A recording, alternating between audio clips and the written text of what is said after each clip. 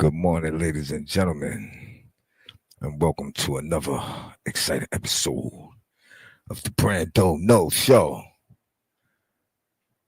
Yeah, what we got going on this morning? Let's see. I'm gonna put something on for us to listen to. Then I'm gonna get ready to start my day. Right. Okay. 1 second. Gotcha. A judge was busted for trying to smuggle an illegal alien out the back door. And, yeah. Book 'em, Dano. That's all I can say. Like and subscribe to the channel. Dabrand knows. Let's go. Chief Correspondent Jonathan Hunt has the latest from our West Coast Bureau tonight. Good evening, Jonathan. Good evening, Brett. We'll start with that second jurist, Milwaukee County Circuit Court Judge Hannah Dugan, who was arrested by the FBI this morning and within hours was making her first court appearance, charged with concealing an illegal immigrant and obstructing an official proceeding. No justice, no peace. Let the judge be released. Protesters gathered outside the Milwaukee County Courthouse today, shortly after the arrest of Circuit Court Judge Dugan, who is accused of helping an illegal immigrant, Eduardo Flores Ruiz, avoid arrest by ICE officers at that courthouse. The criminal complaint against Dugan says, quote, despite having been advised of the administrative warrant for the arrest of Flores Ruiz, Judge Dugan then escorted Flores Ruiz and his counsel out of the courtroom through the jury door, which leads to a non-public area of the courthouse. We could not believe, actually, that a judge really did that. You cannot obstruct a criminal case, and really, shame on her. It was a domestic violence case. Milwaukee's Democrat mayor is furious at the Trump administration's action in arresting a judge at the courthouse. These actions right now run completely counterclockwise to what he's trying to do, what he thinks he's trying to do, which is make a safer America. In New Mexico, another judge appeared in federal court today after being arrested Thursday and charged with tampering with evidence in the investigation of his alleged harboring of an illegal immigrant. Joel Cano resigned in March from his position as a county magistrate judge based in Las Cruces, New Mexico, after federal agents raided his home and took into custody Christian Ortega Lopez, allegedly a member of Tren de Aragua, as well as 2 Venezuelan men, all of whom had been staying in a guest house on Cano's property.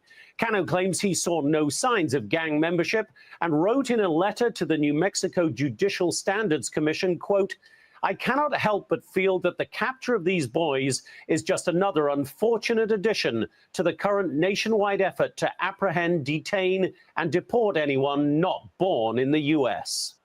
Attorney General Pam Bondi. That's pretty deep. Because judges start doing things like that, man. Where we at? He also said today she believes that the judges in these cases are, quote, deranged and consider themselves above the law. And the AG said the arrests should send a message that the Trump administration will to act not just against illegal immigrants, but also against the judges the White House and DOJ feel are protecting those illegal immigrants. Brett? Jonathan, thank you. But first, wow. a Wisconsin judge under arrest and facing charges accused of flouting federal law to help an illegal immigrant. Federal prosecutors say Milwaukee County Circuit Court Judge Hannah Dugan allegedly helped that migrant avoid arrest by ICE officers at the courthouse. It's a bizarre case and it's still unfolding. Hello, I'm John Roberts in Washington. Sandra, good to see you back again. All right. Good to be back with you as well, John. I'm Sandra Smith in New York, and this is America Reports. So today's arrest of a judge marks the second such case in the last 24 hours. A former New Mexico judge and his wife were taken into custody yesterday. Federal agents arresting them for harboring a suspected Tren de Aragua gang member in their guest house. For more on all of this, we are on. And that is crazy. But anyway, I don't know what I'm doing right now. Let's see. Let's see something here. Sweat that there, know me never. Too smooth, too clever. Got a chick so rich, take me on trips. Plus she cooks, she strip. Yeah. Give me keys to the whip. So we in and out of town. So we in and out of So town. we in and out the telly, cause you know how I love We make that sound. you taking it down. Go all the way down. You taking it down. Yeah, all the way. You taking it down. All the way down. I'm gonna take you down. All the way down. Yeah. Now that you know that the HGM Brando knows, I could go ahead and start my show. Let's go. Sun rooftop, digging in the scene with the gangster lean and and we ain't coming down. See on my face that smile. See on my head that crown. I'm on top of the world, top of the town, baby. I moved up the hood that had the church on the corner where I sit and talk shit all day cause I wanna. And on top of that, wasn't none of y'all gonna do nothing but keep running your mouth and keep frontin'. Go ahead and say something. I'll wait. I ain't gonna wait too late, cause in a minute I'm escape. Cause there is no debate. No, it's not an option. You gotta keep the clock watch. Sun rooftop, digging in the scene with the gangster leaning and we ain't coming down. See on my face that smile. See on my Yeah. Hey, yo, hold on.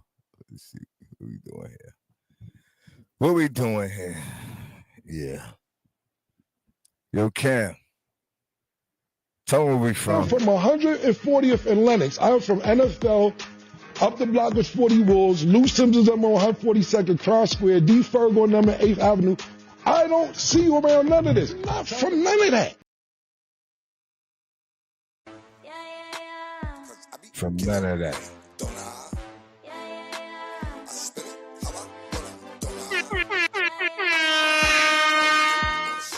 It's 9 for 12. This is the HGM Brando No Show. Let's get into this. Yeah, we back. But anyway, keep chillin'. You little niggas, all of your feeling. And I'm steadily trying to get this money up, stack to the floor to ceiling. Cause I be getting money. I split how I come through and show you love. Cop the smoke, cop the drink. Water's warm in that. Hey.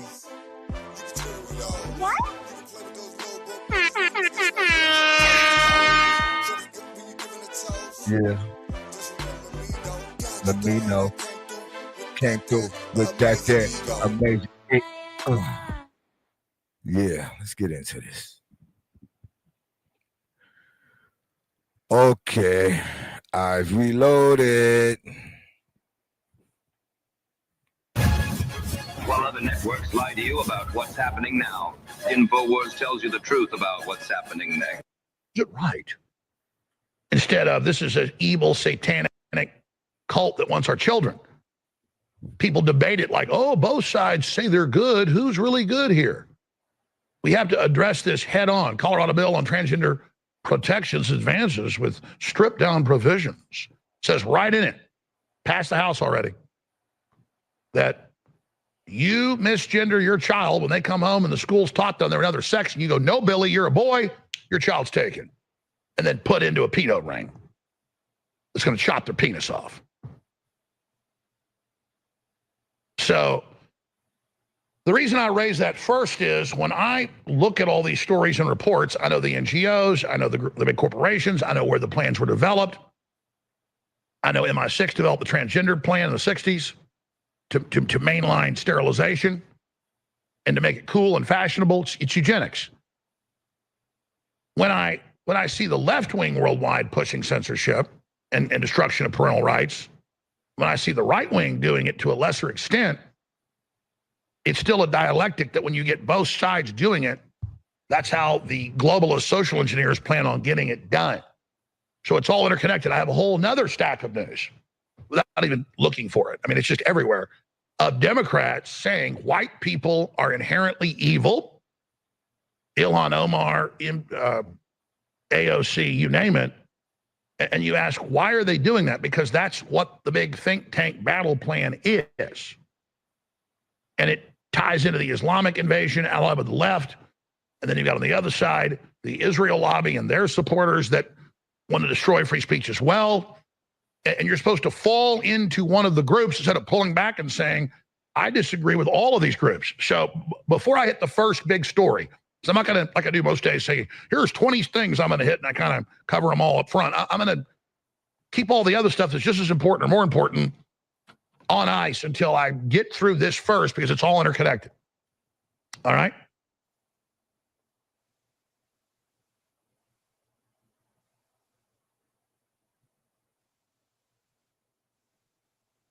Give people a deep, penetrating look into things. That's why I spent an hour Friday into the repeals of laws against the government domestically lying to you, how Obama did that, how it controls the censorship bureaus today that are being dismantled, how that is involved in the lawfare against myself, Trump, and you.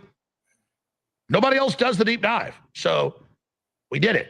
Now, this I could easily spend 2 hours on, but I'm going to try to get to this in the next 30, 40 minutes. But it's interconnected to everything, so it's key.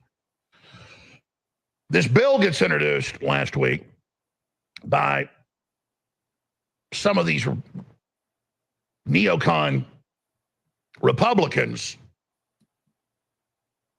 that would put you in jail for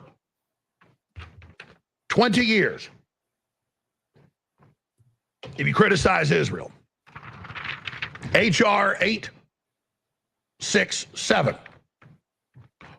And it didn't have a bunch of co-sponsors, but still the idea that some of these warmongering Republicans, Christian Zionists, would introduce something like this, and that this is being pushed, is disgusting. Now, I've read the bill. You can go pull it up yourself, H.R. 867.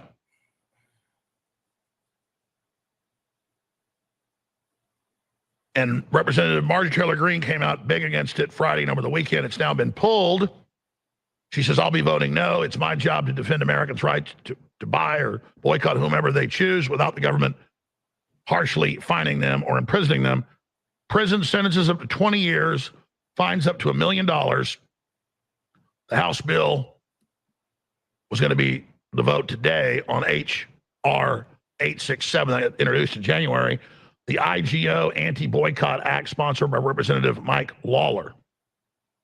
Totally un-American, bonker level insane.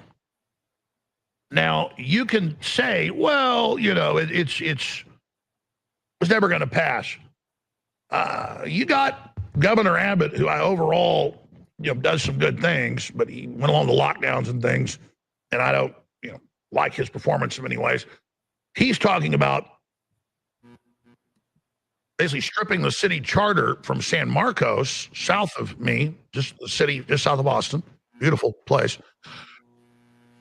But Austin was 40 years ago. And talking about last week,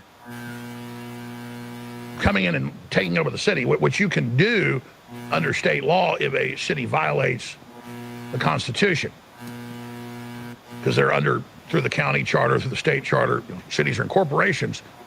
But a city and a city council just talking about voting to boycott Israeli products is their right to do. It's okay. And whether you agree with that or disagree with that, the point is that just gives you an idea of what's happening. They've passed bills in Florida to give you long prison sentences if you do a highway banner hang that criticizes Israel or Jews. And they're, it's a misdemeanor to do it, period, because they say it's dangerous. but it's a felony if you criticize Israel. Now, wherever you're at on Israel as a hot button issue, it is definitely being used to try to convince conservatives, populist nationalists to accept very serious censorship. They have a bill introduced bipartisanly in the State House that's progressing forward in New York State that would give you 4 years in prison for a Hamas or Hezbollah flag. Well, I mean, you have a right to fly that flag, you know.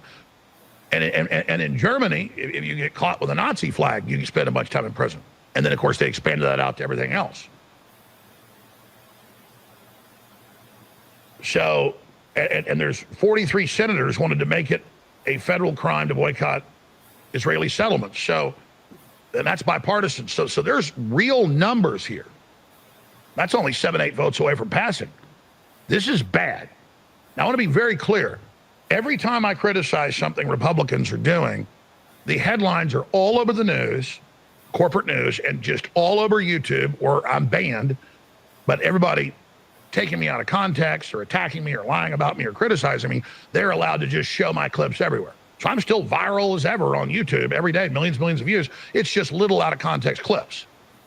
And that's what they're going to do. They're going to be deceptive. They're going to take things out of context. They're going to say, Jones turns on Trump. Jones is through with Trump. Jones says Trump's a tyrant. Jones says Trump's the devil. Never said any of that.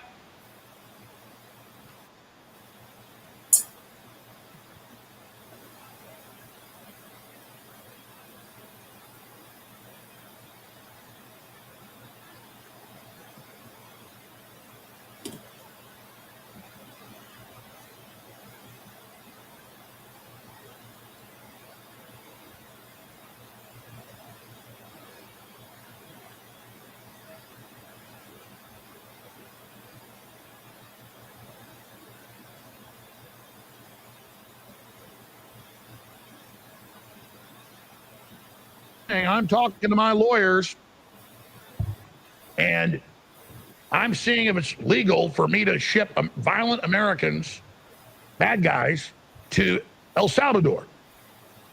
Well, on its face, you don't imprison Americans overseas. The law doesn't say that. It's dangerous. It literally is disappearing people. No. And we got plenty of prisons here. They're reopening Alcatraz. I say throw the book at these criminals, but if they're U.S. citizens, they stay here. Now, I don't throw out the baby with the bathwater over that. The point is that when Trump does something I disagree with, I am going to talk about it because I'm not in a Donald Trump cult. Trump is getting our agenda of shutting down the globalists, dismantling their system. He's doing an A+, but an A+, you can get an A+ with a 95. He doesn't get the little sticker at the top saying, great, perfect job, 100. And I would say Trump was at about a 98 in my scoring 105 days ago because he hadn't had a chance to actually implement anything yet. And I'm still saying great at 95, 96, 97, depending on how you look at it. So I'm fabulously pleased, very, very excited, very satisfied by what Trump's doing. But he has some blind spots, okay? Obviously, just because they're telling him off John Yoo memos from the Patriot Act and the enemy combatant garbage that, oh, yeah, well, if they're a terrorist, sir, and they're a citizen, we can put them in Gitmo. No. We don't put private citizens on military bases. So, and Trump listens to his lawyers. So when some of his lawyers are telling him this stuff, and they have some weird argument that it can be constitutional, I don't believe so, I'm going to come in and I'm going to criticize that. That's important to do. And I think most of you agree with me, but if people didn't agree, I'm still going to say it because it's true. It was not popular on 9/11 to say it was an inside job, but it was true, so I said it. And I lost 2/3 of my stations in 1 month. They called and said, we love you. We got high ratings. Our listeners love you. You got to stop. I said, sorry, I can't. So when it comes to integrity and having a record of telling the truth no matter what, and all the countless attacks I've been under, it is impossible. I cannot make myself BS people. My brain does not even work that way. As I've gotten older, I've gotten actually obnoxious about being so truthful, because just because you don't tell lies doesn't mean you've got to always blurt something out if it's going to hurt somebody's feelings. Like, honey, you're looking at that woman, you think she's really hot. Yeah, I do. I can't help it. Don't you think so? I mean, you know, it's an issue. But I think it's, at the end of the day, good to be overly honest than to be a liar. So, but I make no apologies with telling the truth. So, we got a problem in the Republican Party. I could go on for an hour in different states and things that are going on, because that's where the Israel lobby is really making its inroads. And I'll just say it. Governor Abbott, again, overall does a lot of good, but he still, when it comes to Israel, is a lapdog. Governor Abbott sits in Israel's lap. And if he was sitting in China's lap, like Swallowswell, or Mitch McConnell, or Nancy Pelosi, I'd be upset. If he was sitting in the Russians' lap, like they claim Trump was with no evidence, I would be very upset about it. So, and I'm just singling him out. I mean, it's at least 10 Republican-run states are just foaming at the mouth. And in the case of Florida, passing legislation that is absolutely un-American and anti-free speech and dangerous as hell.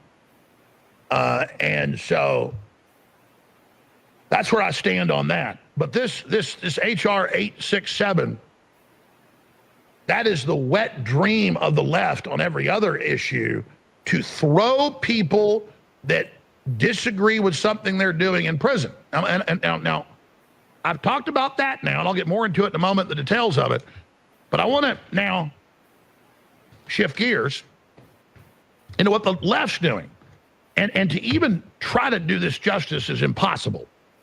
I was sitting there this morning thinking about all the censorship, all the debanking, all the imprisonment, all the harassment, and a hardcore censorship in more than 15 states that have passed different pieces of legislation where if you, as a parent, try to protect your 7, 8, 9-year-old from a school that secretly brainwashed them that they're another sex and assigned a social worker to them and had workshops secretly from you, totally criminal, total grooming, that then your child in Oregon, in Colorado, in all these states, some have passed the laws, will be taken from you and put in a pro-transgender foster home. We're talking pedo stuff. And that is beyond censorship. That's kidnapping people's children, but it is censorship in, 20 years in jail if you criticize Israel. That's what a boycott is. If that minority of crazy Republicans got what they wanted, okay, well, let's talk about that all day.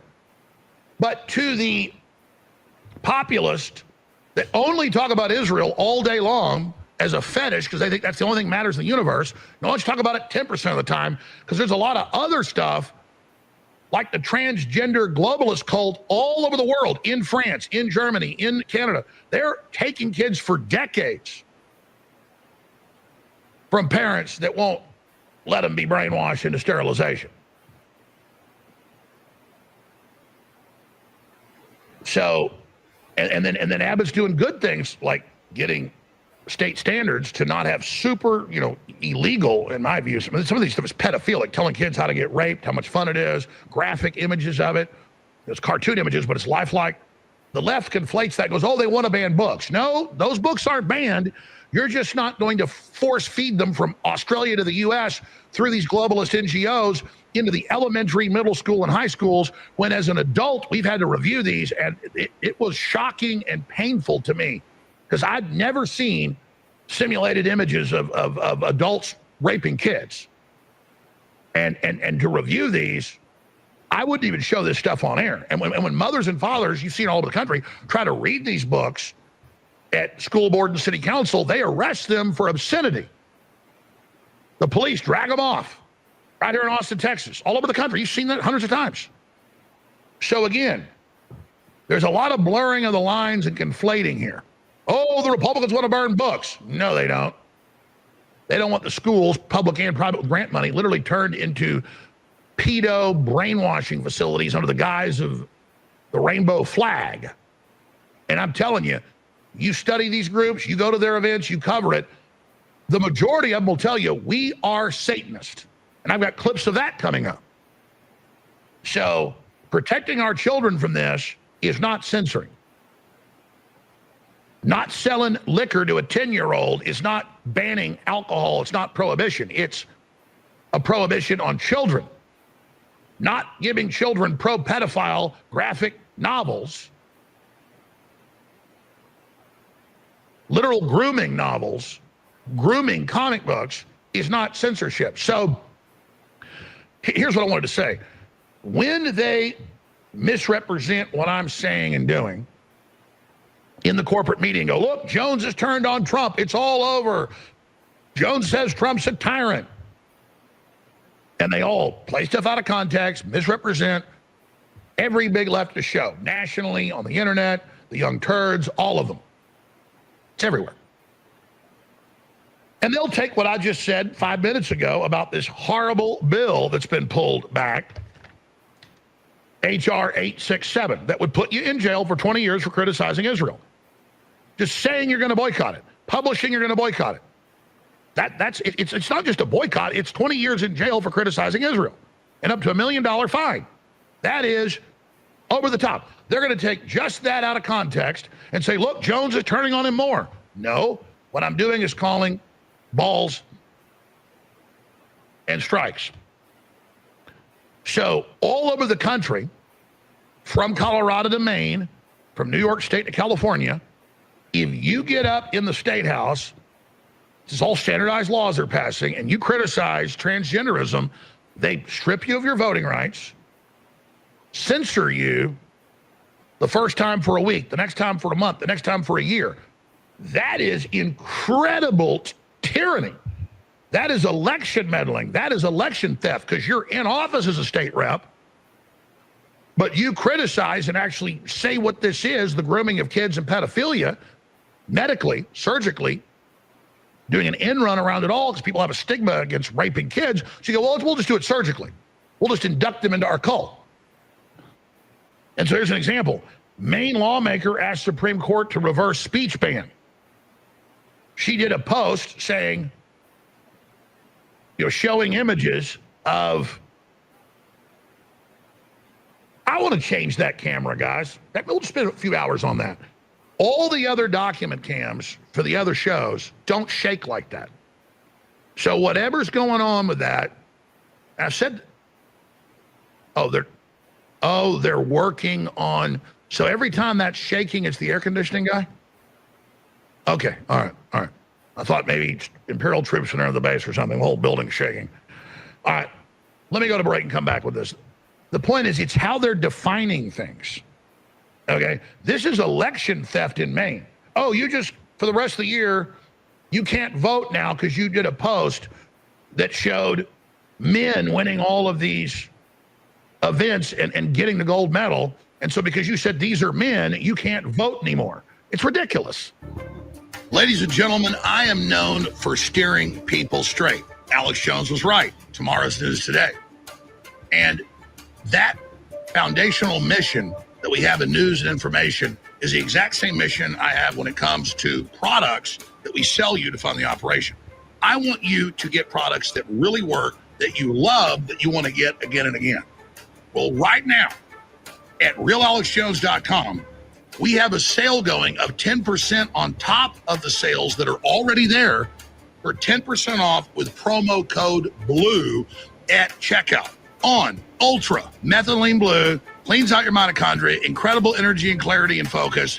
I've given it to hundreds of people. Only 2 people didn't feel it. Everybody else had incredible effects. Some people too much. It was scary for them. So be sure to talk to your physician before you take it. That's 10% off on top of the discounts exclusively at realalexjones.com. And then there's this hat, Trump 2028, with 48 on the side. Talk about triggering for the left. It's beautiful. Find it. Get 10% off at realalexjones.com. And then Nitric Boost, a fan favorite. No longer available over in InfoWars with all the compounds that clean out your blood, your cardiovascular system, your brain, all of it. Dr. Judy Mikovits has said it is one of the best formulas out there for not just your overall blood health, but stamina, libido, the big thing men feel is in the morning. It creates the nitric oxide in the blood and so much more. You want to experience it. I know a lot of you already loved it, but asking where it is, it's available right now, discounted on top of all the other sales, 10% at realhogshows.com. And then you can get Save the Frogs, explaining about atrazine to your friends and family with this, a great plushie. Also, 10% off on top of the discounts at realhogshows.com. These discounts are exclusive to realhogshows.com. Use promo code BLUE, and I thank you all for your support. Experience these products now at realhogshows.com.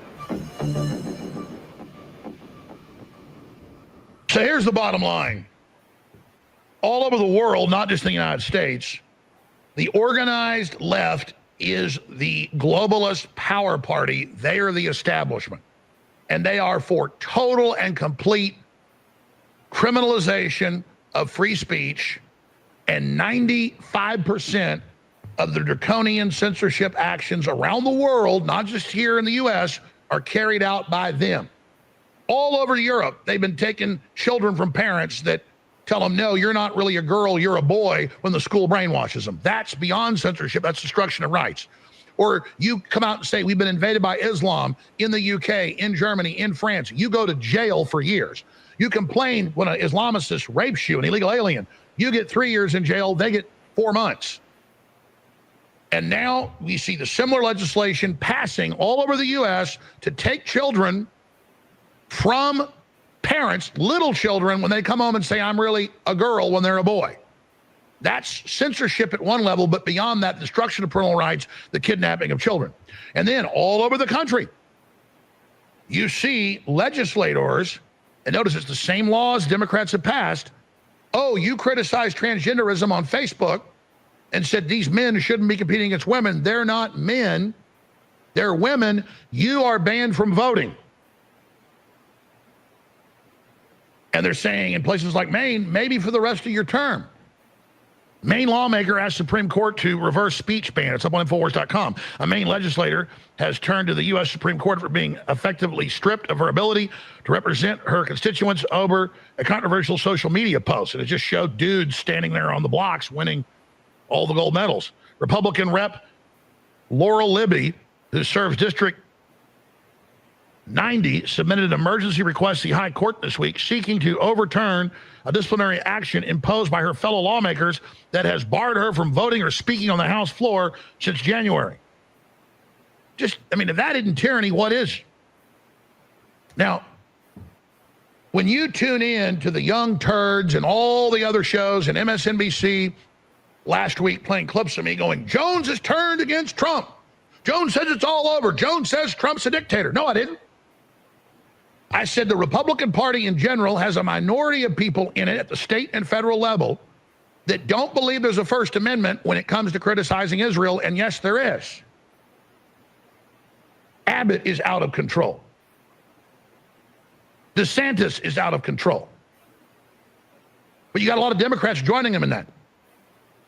So, no, you don't get 4 years in jail for having a Hamas or Hezbollah flag. No. But that activity is draconian and wrong, and you've got Trump with some of his statements about, oh, we'll ship citizens that are, terrorists to El Salvador. No, that's not constitutional. Just because I say that's wrong doesn't mean that Trump is an engine of censorship. Overall, he's dismantling it. But that's what's schizophrenic about this is you've got all this good stuff being done by populistic conservatives and nationalists, not just here, but around the world. And then you've got stuff like this that's not good. We should be, as populist, conservative, nationalists, whether Republicans or whatever you want to call people like that around the world, it's common sense, folks. We should be on the side of free speech because out of that comes the ability to defend the right to self-defense and defend the right to not being given forced shots with poison. Huge news on that front. Super positive about the Trump administration. Just spectacularly good today. So I'm not even frustrated because that's why the corporate media and the leftist media is discredited and they have tiny audiences when they lie and misrepresent what I say, because I can't operate my show just knowing that, well, they're going to take it out of context, so I better not give a nuanced, detailed answer. But there's still a minority of people that do believe that it eclipsed. And that's their problem. But it's backfired 100 times worse than for the few people they fool. Like most Democrats you finally talk to that woke up, what do they say? Finally woke them up.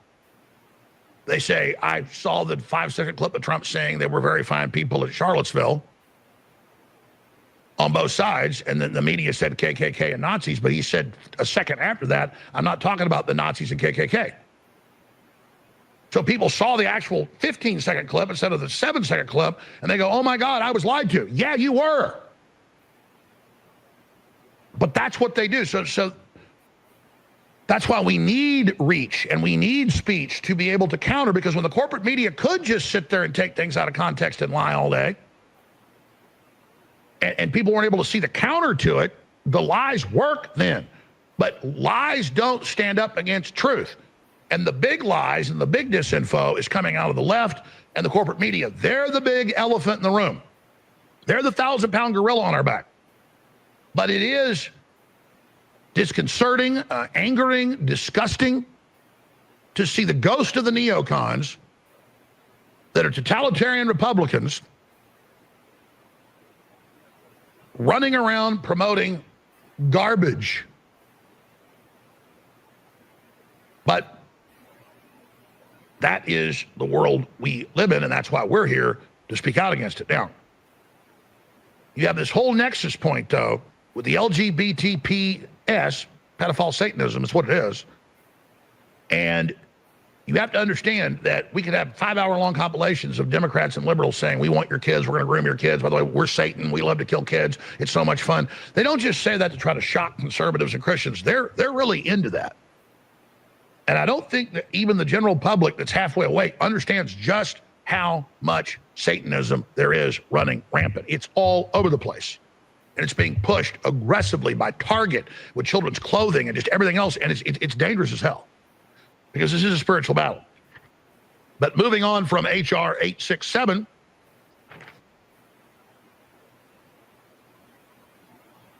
bill pulled as GOP defends right to boycott Israel. MAGA leaders defend Americans' right to boycott Israel. Commentators made the point that rapists don't get 20 years in jail, but you criticize Israel, you would under this. That outrageous.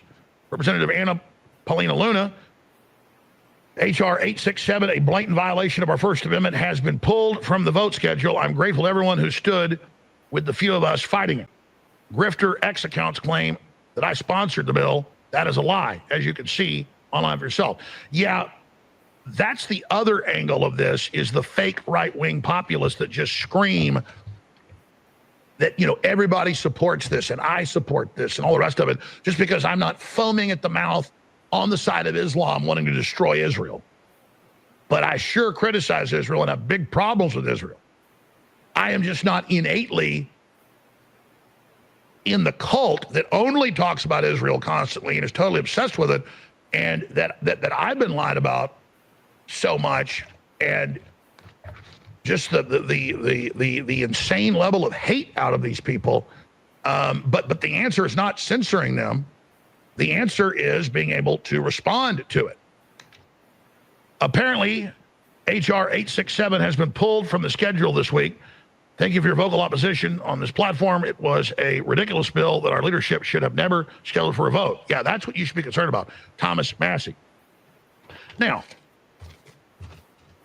let's talk about the real cancer in our country that's allied together. And that's the pedo left all over the world is allied with Islam. And so just, here's a clip. There's hundreds of like these. You've seen them everywhere. But just to remind you, we're here, we're queer, and we're coming for your children, just like the San Francisco gay choir. We're going to groom them. We're going to get them. We're going to take them. You'll never stop us. And then another clip. This is just par for the course. Trans Satanist expresses a desire to blend aborted fetuses into smoothies and consume them publicly. And you could say, well, this nutball, this dude with pink hair, is just trying to shock people. No, folks. Almost all of the new weird serial killer cults they see popping up are trans groups. Almost all in the last few years now of the mass shooters that the media tries to cover up of schools and elementary schools and preschools are trans whack jobs. They have their trans day of resistance. So this has got a real, not Satanism stripe down its back. Doesn't have spots of Satanism. It's satanic. And you look at Baphomet, it's a hermaphroditic, deity. So I've studied this. I've talked about it for decades. That's what this is. This is Satanism. Here's the clips.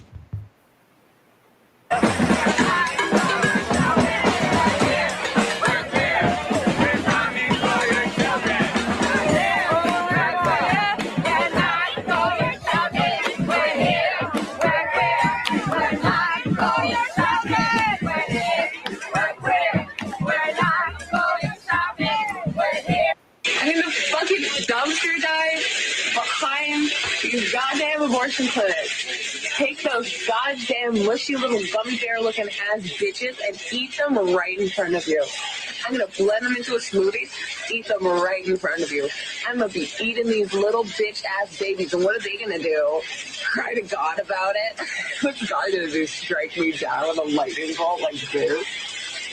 Dude, Zeus would beat the shit out of a Christian God. And again, there's so much cussing there for radio stations. You probably just heard a bunch of mismatch, but for the internet, you saw this demon saying, I want to put babies in blenders and I want to eat them. And then I've seen shows on HBO and you name it, like, oh, I have a fetish of my boyfriend getting me pregnant and then having an abortion. I love killing it. And these women ride on their stomachs, conception date, death date, and say, that's right, I'm going today to kill you, you little piece of crap. So, and if you cover these satanic pride parades, rainbow devil parades, I mean, it's not a minority. It is a large portion of them with Boy Scouts and Girl Scouts led like prisoners at the front and naked men riding around disgustingly on bicycles all over the place and little children, dancing around half naked, twerking on adult men and women. I mean, the whole thing is just pedophile-ville. And they have these drag queen story times where little kids go and put money in the G-strings of these big fat men. And some of these videos we shot in Austin, we can't even show you because the men are naked and they put glitter on their penises as if it's some type of fig leaf. And then the mothers come and have the kid lay on the naked man and everybody gets off on it because of how aberrant and sick it is. It is satanic rituals out in the open. That a woman is an evil fat man in a clown outfit, stealing the identity of women, saying that that's what a woman is. And, guys with vampire teeth in, shaved heads, saying they're a woman, simulating eating babies, simulating aborting babies. I mean, you've seen all the footage. And then, if you cover these events, you will see the trans people in Germany and here and everywhere else. Oh, we love Islam. Bring in more Islam. We really like Islam. And you see Muslims worldwide vote 97% liberal, Democrat, Labor, whatever the country's in. They vote for the globalist. So they're allied together because they're against the West. They're against Christ. And it's a sick, degenerate alliance. Let's play a few clips of that. Here's Ilhan Omar. Our country should be more full of white men. And we should be profiling, monitoring, and creating policies to fight the radicalization of white men. So white men on average have the second lowest crime rate of any group. Asians have the lowest, and then whites are the next. And there's almost no real white nationalist terrorism. It's super rare. Oklahoma City was an inside job. That was not that. That's proven. But there is a few cases here and there, and in almost every case, it's wound up by the FBI, and that's come out. Like the Whitmer kidnapping, that wasn't white nationalists, but that's an example of the closest thing to it. I mean, it's the pipe bombers at Jan 6 or cops. I mean, it's you know the drill. But then they bring in these Islamicists and just carpet bomb the Midwest with them, and they have a chip on their soldier. They're anti-West. They're taught from birth they're superior. That they're here to conquer us. The Crusades were a response to 600, 700 years of Islamic invasions. And finally, the King of France and the King of England said, that's it. They're getting close to our lands. We're rallying Europe. We're going to go in there and crush them. And they drove them back, but unfortunately did not defeat them. And so the cancer continues to grow. There's two types of Muslims, the pious ones, the orthodox ones that believe they have a right to rule the earth, and Muslims that don't like it but live around it and just keep their mouth shut. So you have backslider Muslims who are great people because they're not really Muslims. They just live under its system of tyranny, like the majority of Iranians don't like it on record. And then you have those that are part of the cult. And they teach in the Quran to lie to people and say they're open to your religion and say they love Christianity and say they're your friends. They're not.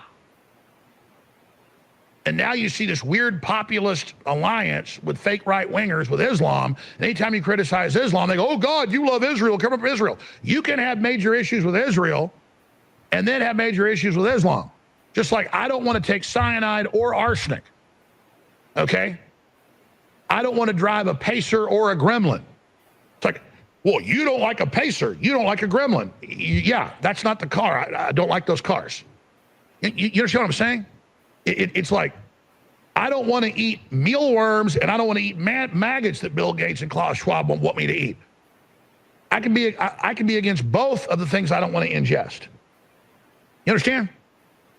So, and the globalists above this are manipulating all of these, the right-wingers to support censorship, the left-wingers to support it, and then you get the synthesis and you get a global social credit score, AI-directed system that once we're all at each other's throats and balkanize and go along with censorship in the name of stopping a civil war,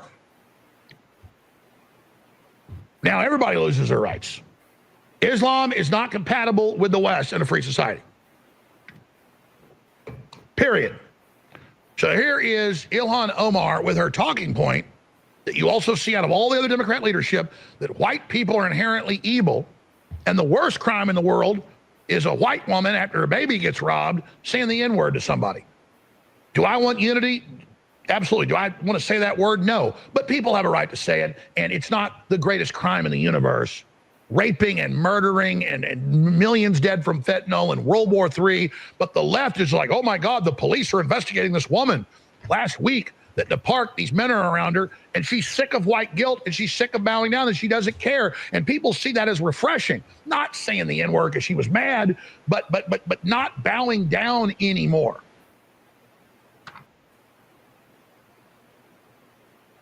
Shiloh Hendricks, I want to get her on the show. So Ilhan Omar can say whites are inherently evil, period.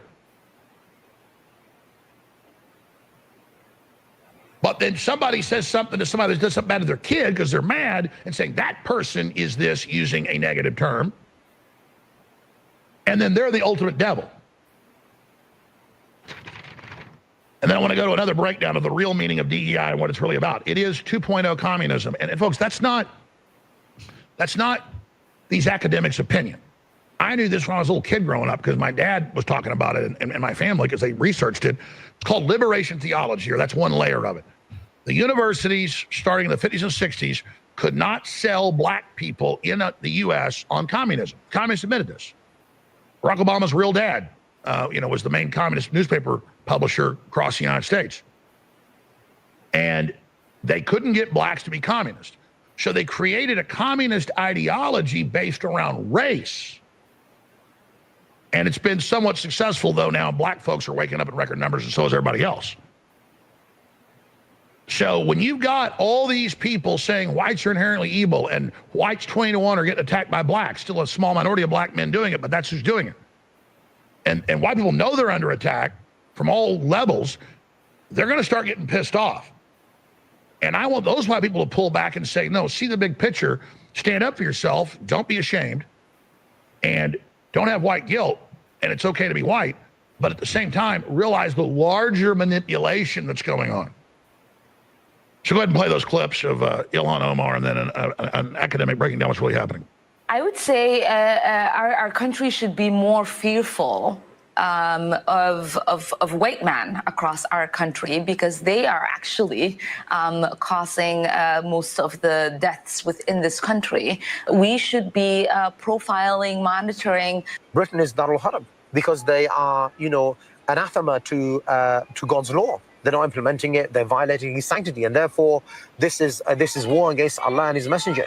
We are obliged as Muslims to take the authority away from the people who have it and implement the Sharia. Now, I hope that can come in a very peaceful way. I hope that we can do that in a way, where there's no bloodshed. The Messenger Muhammad sallallahu alaihi wasallam said that if the Muslims have authority and they have the ability to remove oppression, they must remove the oppression. So we believe man-made law is oppression, because they are implementing non-Islamic law, violating their own sanctity.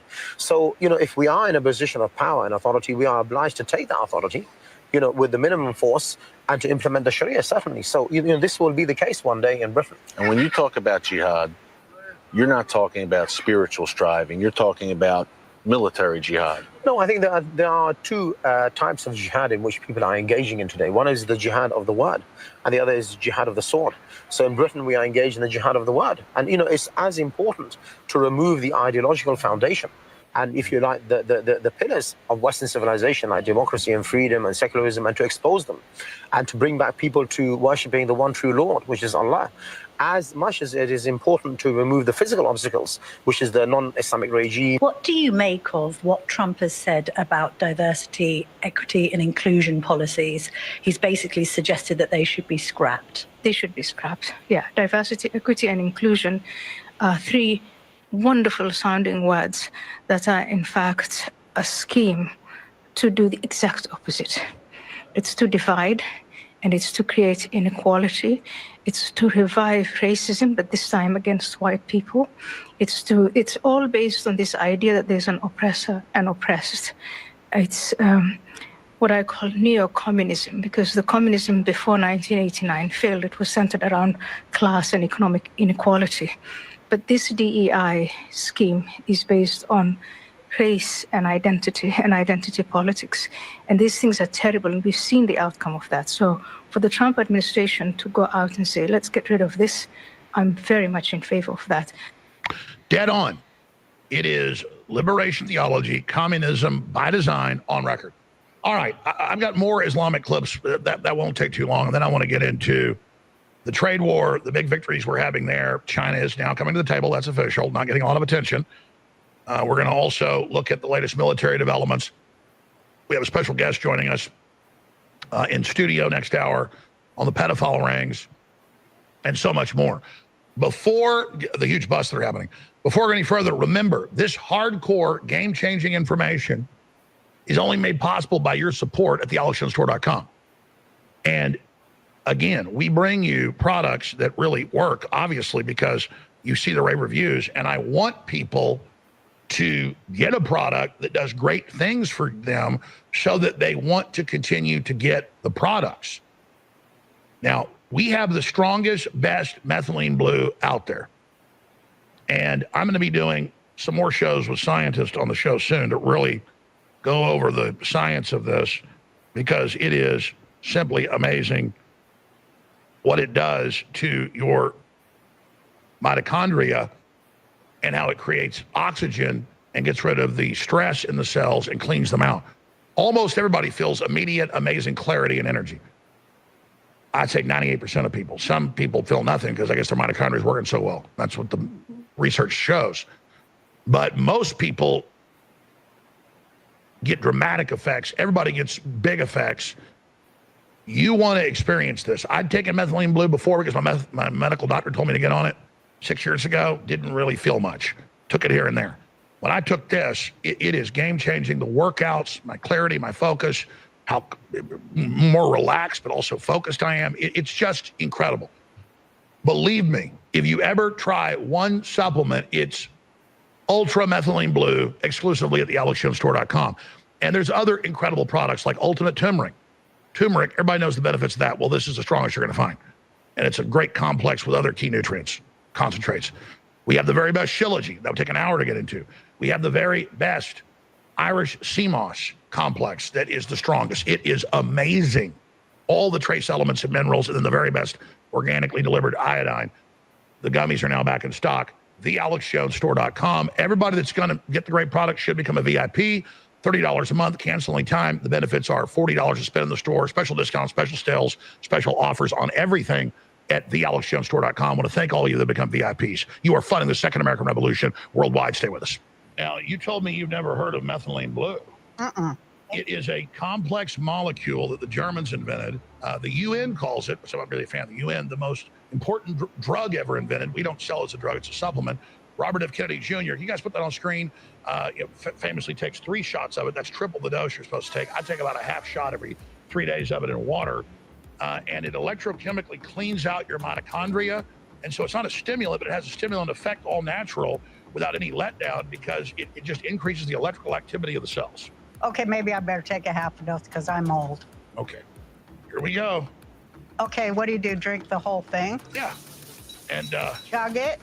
I've given this to around 200 people now, and half have extreme energy within 30 minutes and get blown away by it. A small percent get scared they get so much energy, and 3 or 4 people have felt nothing. But what I really feel is weeks into it, because I take another methylene blue, it wasn't as strong. This is medical grade, USP, is that my workouts, my stamina, my clarity, my everything is just next level. And everything else I take, the other supplements, it's synergistically boosted. So I hope everybody tries it, because you just keep, and I know you'll tell me the truth. I will. So here you go. Okay. It's not tasty, but it's not good. horrible. Well, yeah, normal methylene blue tastes horrible. This has natural mint and vanilla in it to just try to kill the taste, but it does not have a nice taste. Well, I think I had enough. Well, that was only a half dose. So if you only drink half, that's a quarter dose. Okay, so wait. You know what Mary Poppins says? Got a spoonful of sugar, but some people feel it in 5 minutes, most in 30 if you're going to feel it. It'd be so great if I did feel it. Oh, I think you're going to feel it. I mean, almost everybody does. Cool. The first time you take, a lot of people feel electricity shooting through their hands. Like what? Shooting through their hands? Electricity, like your Emperor Palpatine. Uh-oh. Unlimited power! Oh, Unlimited power! Am I going to be like that? Well, I'm like that normally. So. Yeah, you are like that normally.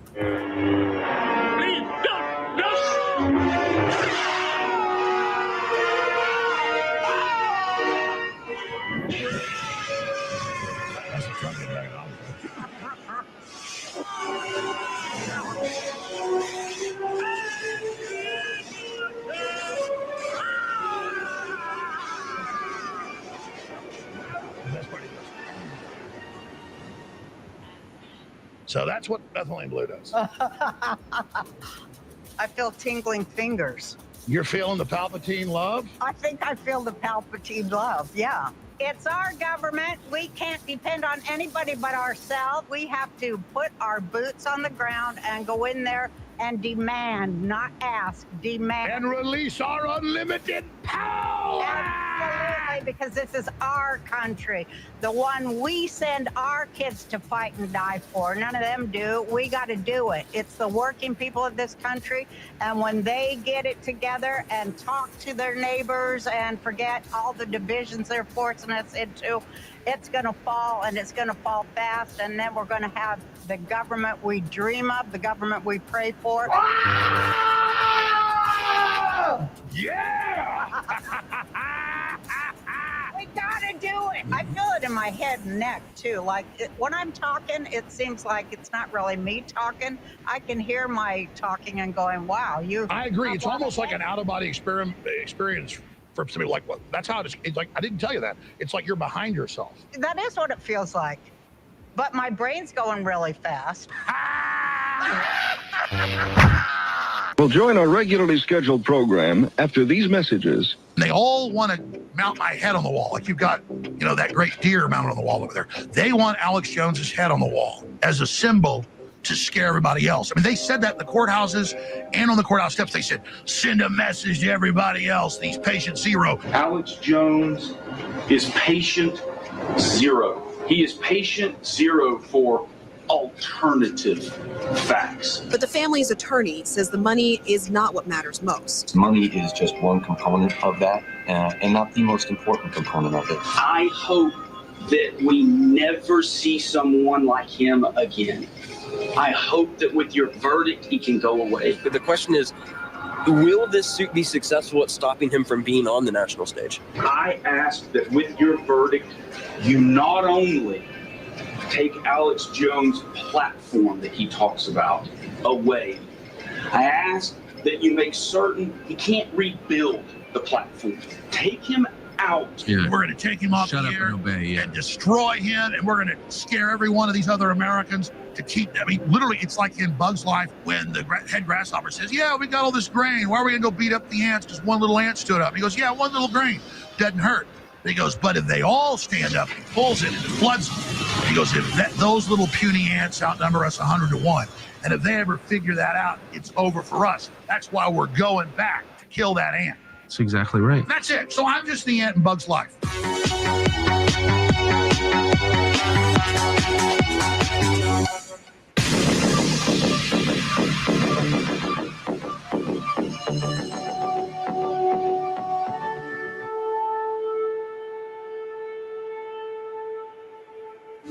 Wait, you haven't seen this? That's him. No. Your allegation that government officials are aiding in pedophilia, child, and the grooming of children, right?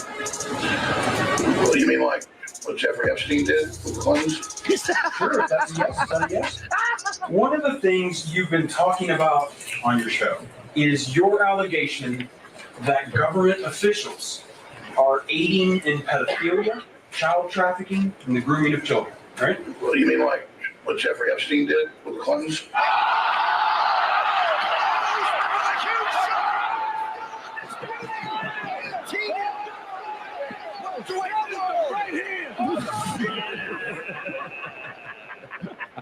Nicely done.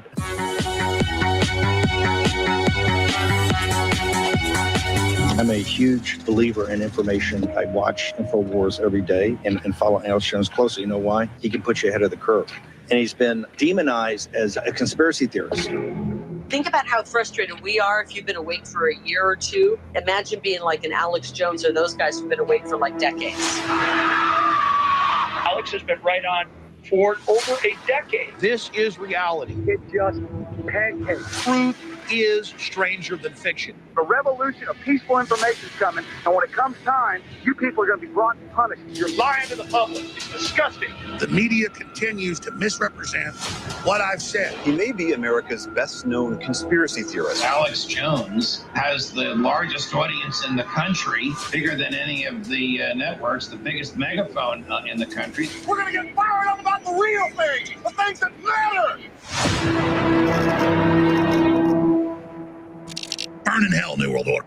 The answer to 1984 is 1776.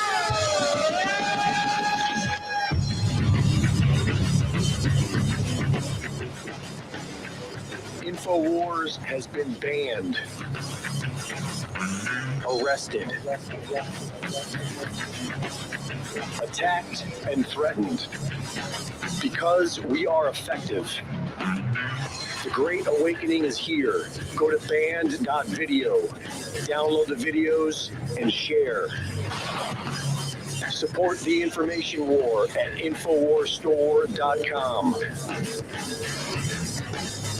And never give up the fight.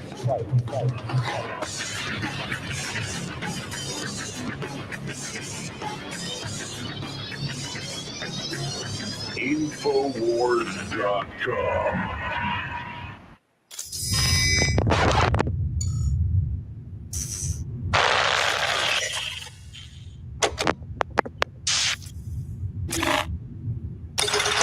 Now, I've been following Becca's prolific work, reaching tens of millions of people every month or even sometimes a week for years. But I saw her on the War Room last week, and she did such an excellent job. I thought we need to get her on the broadcast. She's also known as BX on X, is a former competitive shooter and self-defense trainer, now working to expose online child predator networks, specifically the 764 network, which the FBI has made a priority target in recent weeks. And I remember you talking about this a while back. This group was specifically threatening you publicly. They've gotten very, very arrogant. But after we talk about this, you can also chronicle the other huge bust in Europe, what's happening here. I mean, we're seeing record levels of these networks getting busted. We haven't seen the big moves against the NGOs with the Biden administration that, as we know, didn't lose the children. they disappeared them on purpose. But I trust Tom Homan. He says that those moves are coming soon. We've also seen some judges arrested that are hiding violent illegal aliens and things. And I'm told big moves are about to happen. But in general, I'd like to get people that don't know who you are, kind of your story, and then just the general state of things. How would you describe the moment we're in? Because clearly there's a global awakening to this evil currency that the globalists use, that is the exploitation, trafficking of children. And I had a guest on last week, and a caller said, quit calling it sex slavery, quit calling it child porn, which they're right. I mean, it's torture, rape, snuff films. It's just unspeakable. And then, of course, this stuff's so horrible. If parents get arrested all over the country, including here in Austin, just reading the books that the pedo groups put on the shelves and that the state protects, or the liberals protect, for obscenity, you can't even read this stuff in city council. Well, how then does the world ever see what the police and others have seen? And I've seen the breakdowns and what's been in court. The corporate media never really covers it, but it is just horrific. And at the bottom of it is the rape and murder of children. So thanks for being here with us for the rest of the hour. I'll cover all the news in the third and fourth hour and take your calls today. But it's great to have you. You're at BX_on_X. So Becca, thanks for being here. Thank you so much, Alex. It's a huge honor to be here. Well, you did a great job on the War Room when Harrison was filling in for Owen last week. There was so much I wanted you to kind of repeat here, though a lot of folks saw that. But there's so, I mean, where should we start?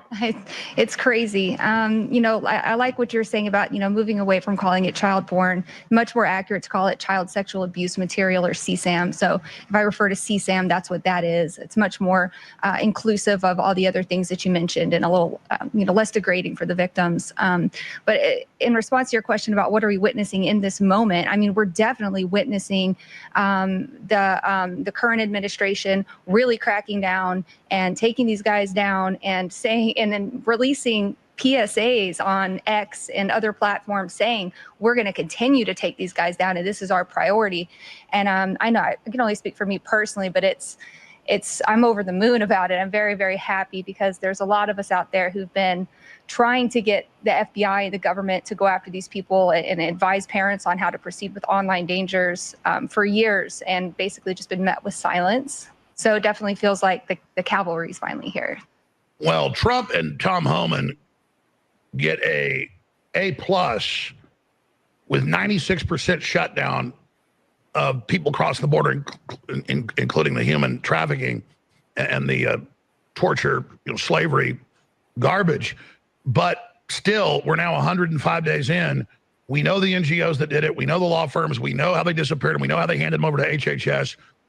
We saw the HHS Secretary Kennedy say last week that we learned our agency, Biden ordered them to just disappear them to his agency, that it was his agency disappeared them. And he said they're now about to put a report out and go after the perpetrators. So I understand bureaucratically it takes time to dig in. I mean, an example, that's DOJ gets in, and for months, the Social Security bureaucrats won't even give them the codes. And then courts try to block them getting the codes. They've just now sort of getting the codes. So, I mean, I think that's probably why this has been as slow as it's been.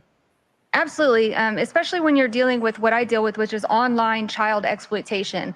These investigations take a really, really long time. You're dealing with people sometimes who are overseas. They're not even in the United States. You're dealing with people who use anonymity, protection like Tor, VPN, and it's a very difficult thing to investigate as opposed to real life crimes. And so it definitely takes time to get these things rolling. But honestly, I'm just going to go out and say, I personally believe that there were just not enough resources dedicated to it. We do have the ability to take down these networks, obviously, and arrest these people. And the resources just were not there. The agents were not getting the funding and the resources they needed to actually go after these guys full force. And it looks like that's what's happening now. And so my prediction is that we're going to continue to see lots of these arrests of these types of online child predators in the months to come. And we're now seeing big bust in Europe.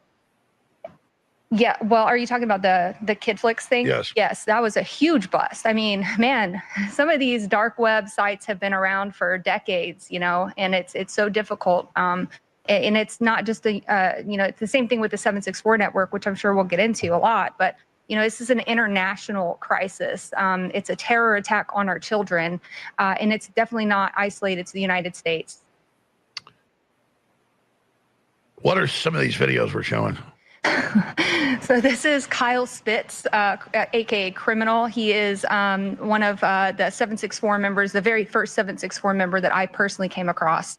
When I saw this guy online, he had just been in this video where his stepdad had like shot him in the ear, and it was a crazy viral video, but no one knew that he was a member of this predator ring until I started digging in and realized that this guy's a child predator, like a prolific one. And so over time, and I filed police reports and I talked to some of his victims. One of them was only 12 years old at the time. I helped her to connect with law enforcement resources, and they arrested him. The U.S. Marshals arrested him in, I think, March of 2024, and he's looking at life sentence. So he's going to get sentenced in July. And that's the reason you don't use your full name, even though you're a firearms expert, is you specifically had this group threatening you. Oh yes, and I've been the victim listed in, so how this started was when that guy Kyle Spitz had done all of these things, and I started reporting on it. He and his friends started to DM me and threaten me. We're going to kill you. We're going to rape you. We're going to SWAT you. All of these things, and so I, understandably, I made a police report. And then the police asked me to come down to the station. And when I came into the station, it was the FBI there. And they said, "Do you realize how serious this is?" And I was like, "Oh, well, yeah. I mean, it seems serious, but, yes, this is a very dangerous group." Since then, and let's be clear, I've studied these groups just in general. These are the Renfield suppliers for the really sick networks. I mean, these guys are literal ghouls that grab people. Yes, they're monsters. I mean, I always I keep saying that I want to go to. I'm probably going to go to Kyle Spitz's trial because I just want to see his face. I want to look at him. Well, just looking at him, I'll be honest. That's why I couldn't be a cop. If I got in a room alone with this person, there's no way I wouldn't break his neck. I just want to see him in person. Like, is there a soul there? Like, what am I looking at here? But a lot of these guys who've been arrested, like the one who'd send me the threats that I filed an FBI report about, was also arrested in the UK. His name was Cameron Finnegan. He was just sentenced to 9 years, I think, just a few months ago. And so, oh yeah, the UK gives people slaps on the wrist when they should get very serious penalties. I was a little disappointed in the sentence, but Well, you're credited with really helping getting them busted. It feels that way. I don't. And of course, there's a big Satanism angle, of course, to it. We're showing that. Yes, there's definitely a Satanism angle. We can definitely get into that too. A lot of these people who use the satanic aesthetics are really just doing it as kind of an edgy aesthetic. They're infatuated with it, but above them, there really are some of these people who do deeply believe in Satanism, chaos magic, accelerating the collapse of society via evil acts. And their goal is to corrupt and traumatize our children in order to accelerate that, just this abundance of evil in our universe. They believe that they can channel that evil into rituals and help to use that to fuel the collapse of human civilization. It's a really sinister ideology that's behind it. And just look how pathetic and weak these people are. I mean, who would want to serve that? It is pretty funny, and I say this. I mean, it's nothing about this is funny. So if I say that, please, Who's the Texas man? 350 years in jail. That's good. Caleb Merritt. He was one of the first people ever to be arrested for this. He had actually he was in one of these early precursor groups. And just to be clear, so that we kind of back up a bit, these groups they extort and manipulate children into doing horrific acts on camera. So they'll start by extorting them with nude photos, saying, "Oh, I'm your boyfriend. Send me nudes." Then when they do that, they will say, "If you don't do more things for me on camera, I'm going to expose you." So then it'll escalate to like having them carve their abusers' names into their bodies, cut, killing pets, torturing animals on camera. So they use psychology. Yes, they're using grooming. And all the way up to committing suicide on camera, which has happened, and also provoking them to go commit acts of mass violence, like shootings, school shootings. And then there's similar groups like with the 9 angles, that's women that manipulate men into doing stuff. Actually, yes. The Order of 9 Angles is a very feminine dominant ideology. It's very highly focused on the divine feminine, and it does have a lot of female members, yes. And it's about manipulating people to do evil as well. It is. And it's about a form of entryism where they infiltrate groups where they see that they might be able to provoke people to violence or political acts, right? So they might infiltrate certain right-wing organizations, or they might infiltrate a church, or they might infiltrate one of these communities where they're extorting kids and try to kind of add more evil to that landscape. It's got CIA written all over it. Well, I can't speak to that, but I wouldn't be surprised to learn that there were some kind of intelligence community involvements. Absolutely. Definitely possible. Well, if you look at ritual Satanism, it's the old name for mind control. And so Kathy O'Brien, all those people, and Dr. Ewing Cameron, Jolyon West, all of it came out, were using satanic cults as their front kind of grassroots operation. Sure. And they also, there was such a stigma to it that even though police knew about it in the 80s getting really bad, the liberal media called it, the fake satanic hysteria, but it was really going on. Satanic panic. The satanic panic. And then the police were trying to warn people. They're like, oh no, that's not happening, because the general public's like, oh yeah, right, they're Satan cults. Right. But really it was the government. Just like the Crips, the Bloods, CIA protected, funded, MS-13, CIA basically supercharged, in Los Angeles, MS-13, all of it are just cutouts of government. Yeah, and one thing about that is, I'm also a big kind of history nerd into that MK Ultra satanic cult era, and I find that all very fascinating. And I find it fascinating to see where we've come now. It's no longer these organized satanic cults that you can kind of point to ahead to cut off. It's a decentralized network that operates on a viral contagion model. That means that nobody, like intelligence communities, if they did kind of like invent these things years ago, no longer even need to be involved. Well, it spreads like a cancer through the cell system. Exactly. It's metastasized throughout the entire internet. And now it's just continuing without any sort of support. That's my personal belief. Oh, that's exactly how good movements are that way too. Like our liberty movement, our freedom movement is decentralized, is why they can't stop it. Just it's an ideology of truth. People see it for themselves, and then they duplicate it, they add to it, and we get more sophisticated, stronger. We build our own infrastructures. But that's what evil does as well. Exactly. You need more of that type of good energy to counter it. And I think that's why and that's what's happening now. Yes, because a lot of researchers like myself, like just as a background, I have no journalist background. I've been a private investigator, self-defense trainer for many years. I've done a lot of private security. But other than that, I'm just a normal mom living in Texas my whole life.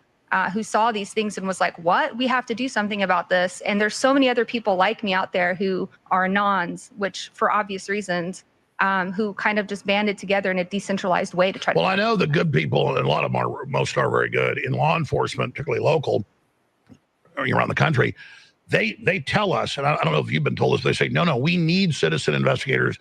We need citizen journalists. And most of the busts they're able to make is citizens and journalists and just people that see things taking the extra step to go expose it, to investigate it more, and then to give them the info, because they're so overwhelmed, they're so busy, that from my research, 90% of the victories we're having, it has been people like you. Have the police told you that? They've definitely thanked me here and there for, the info I provided where I was the victim in some of these situations, right? Sure. My point is even about credit. I'm saying they tell us that it's vital that the real power starts with the people at the grassroots. That's true. And, people like myself and other people in this arena, we don't have the same roadblocks, the same funding, resources, roadblocks. We don't have superiors to answer to. And we're all over the place. There's more of us. Yes. So we definitely, it's good for the FBI to lean on citizen researchers and private sector work. Well, remember, the devil's second biggest trick, in my view, is convince the world he didn't exist. This stuff's going on. It's all over the place. It's getting worse. I personally have experienced it. I've personally seen it growing up in Dallas. Didn't get into it, but got on the edge of it. And it was rich people. It was powerful people. And it was Satanism. Okay. And they were using sex, hot girls that were older than me. And it was just like, wow, I thought these super hot older girls really liked me. No, they're trying to recruit me into this because I was targeted. And then once I knew FBI agents and people that were experts, they said, no, that's how this works. They got cults in the military, it's everywhere.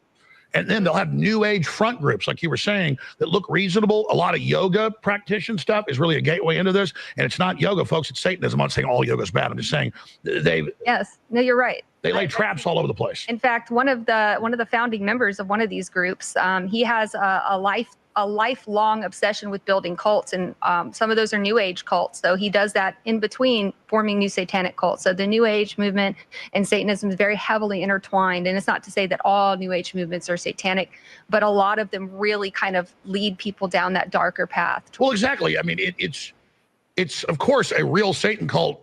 A very small percentage are actually going to be attracted. They want to seduce you into it. Love, openness, the whole Crowley thing. And then it's not that. Right. Yes. And then they start saying, well, you can actually channel evil into these rituals to get yourself ahead, and to, do positive things for yourself, because it's about self-worship. And that's, a big problem with it. With this kind of thing, what we're seeing in these with these lower level 764 groups, the satanic ideology is a lot more of just an edgy aesthetic. And you're going to see less and less of those guys are actually going to be actively involved in like satanic rituals. But there have definitely been some specific cases, like the Caleb Merritt guy that you showed who got 350 years was absolutely doing this like as an ideology. He was absolutely doing rituals. There was another one named Angel Almeida, who was a very high-profile arrest. He hasn't been sentenced yet, but he was in New York, and he was definitely doing satanic rituals. Well, most of the mass shooters until the last few years were into Satanism, and that would be a footnote if ever even hit the news. The black, the incel, but now it's the transgenders. I have a lot of thoughts on that, and I've actually seen kind of what they do and what kind of kids that these guys target. So these guys aren't out there doing the shootings themselves. They're trying to groom and provoke other people to do the shootings for them.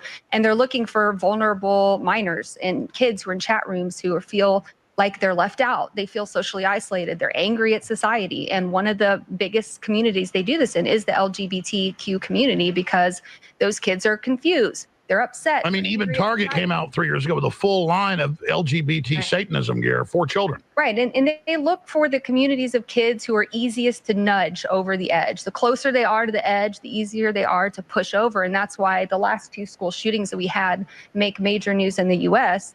were both connected to this network, which was actually like a really crazy moment for me, because I've been saying this since 2022 and being laughed at. Oh, Harris and Kleinbold were Satanists. Explain what the 764 and these networks are, and explain the 2 cases you just mentioned. Yeah, so the 764 network is a decentralized online network. It's an umbrella term we use to describe like a bunch of different groups that target and groom and sexually exploit children.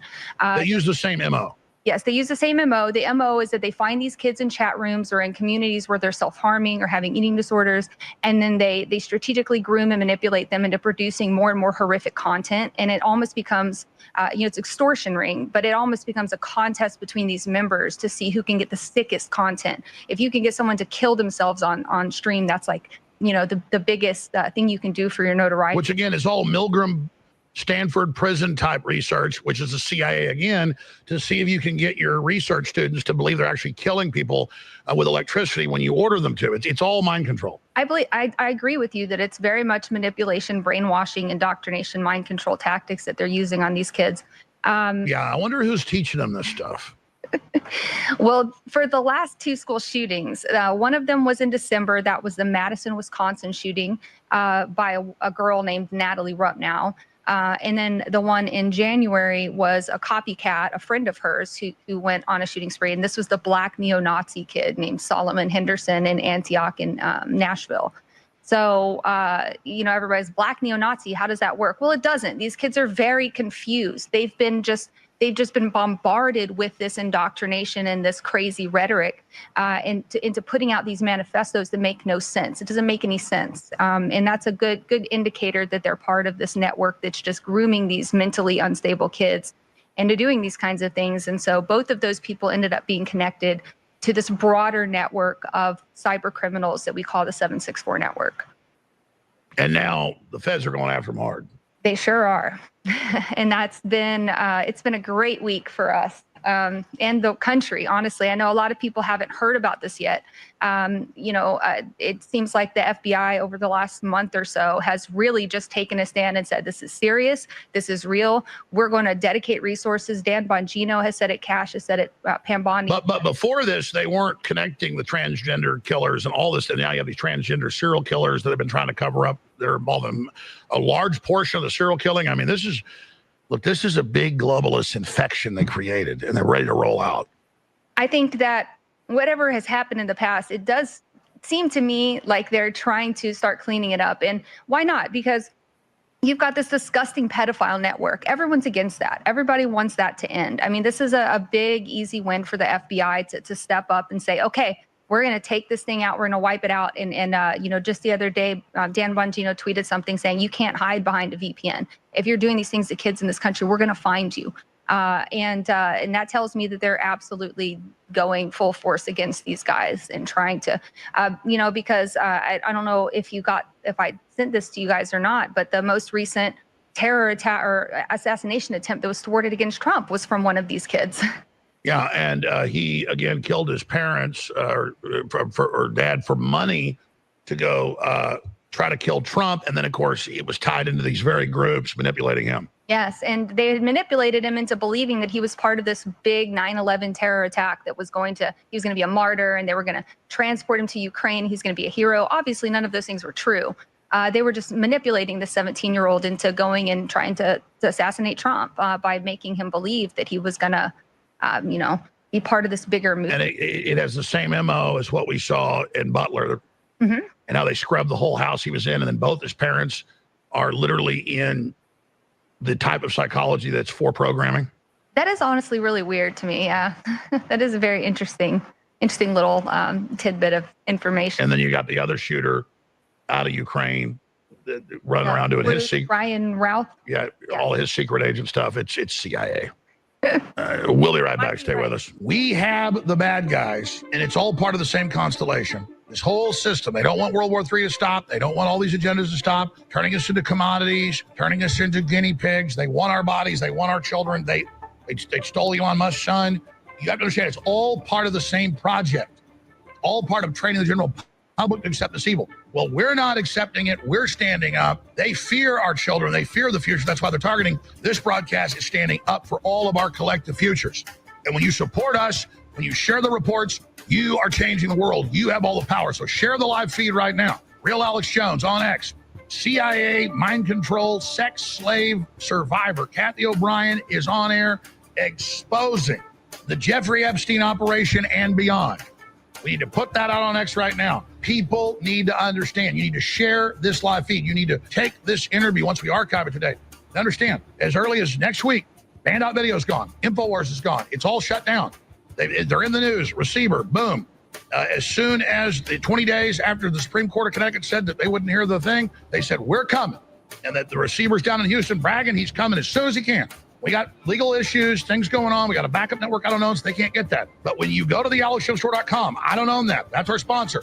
That will keep us on the air. And we got to launch the new news site. All this stuff's going on. I've been so busy fighting the globalists and things. The folks have got that almost built. A lot of things are going on. But our work is so important, and the bad guys want us off the air. So go to thealexshowstore.com right now. Get the very best methylene blue. So good for your mind, so good for your mitochondria. The very best Iris sea moss, the very best Shilajit, the very best turmeric. All of this is great stuff for your mind. So empowering for your body. Thealexshowstore.com. And be sure and become a VIP member. You get $40 to spend each month in there for $30. A bunch of extra specials and things. If you ever want a product to sell out, you just become a subscriber. Get huge discounts at thealexshowstore.com. Stay with us. In today's world, abortion supporters routinely attend pro-life rallies and attempt to bully activists. If you have a problem and need a smelly group of commie devil worshippers, maybe you can call the A-Team. How many did I adopt? I kill my kids. I kill my kids. Oh, white which racist male that doesn't stand for women's rights. Hey, we saw your Facebook with your communist hammer and sickle. That's pretty cool, man. Is that you on the Facebook? Is there a Facebook page of you with a hammer and sickle? I don't think so.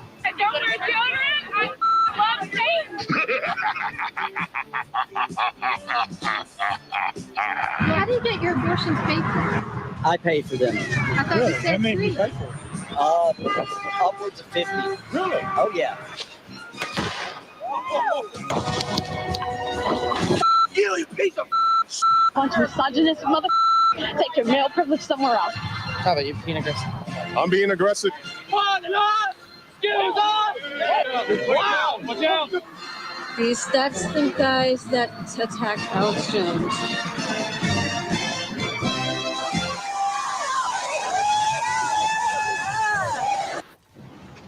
From the front lines of the information war, it's Alex Jones. That video is 12 years old. I'm telling you, their operating system is Satanism. The crew reminded me of this. We do this with all of our guests now. They like to do it. Becca, great investigative journalist. We'll talk about your films and more here and some of the other big breaking news. But Methylene Blue, our big sponsor, we have the best. It cleans out your mitochondria, does amazing things. Almost everybody feels energy within 15 to 30 minutes, but in all the studies, it's good for getting oxidative stress out of the cells. Does amazing things.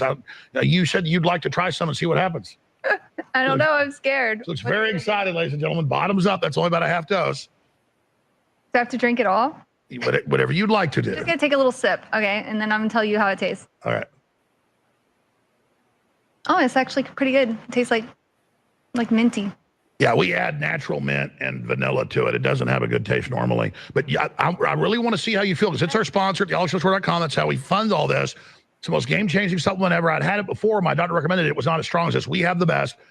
Bottoms up if you want to, because I want to see what happens. It takes about 30 minutes. Am I going to get like all shaky? Probably not. Probably. We'll see what happens. I think you're going to be a big fan asking for some before you leave. That's what everybody else does. Roseanne Barr was here last week and was so tired she barely did the show till 15 minutes after she took it. I had a lot of coffee before I came here.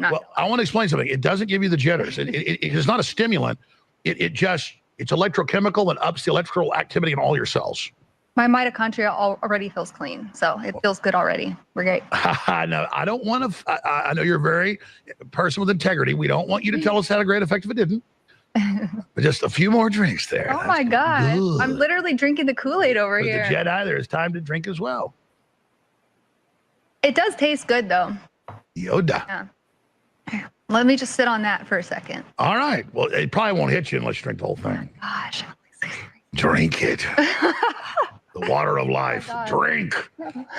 Right out of Dune. Oh my gosh. You've seen the new Dune movie? Mm-hmm. Pretty good, the second one. Are my eyes going to turn blue? No. Okay, good. Well, your eyes are already kind of blue. Well, like the white part, though. No, it doesn't do that. Okay. You have done well. You're almost there.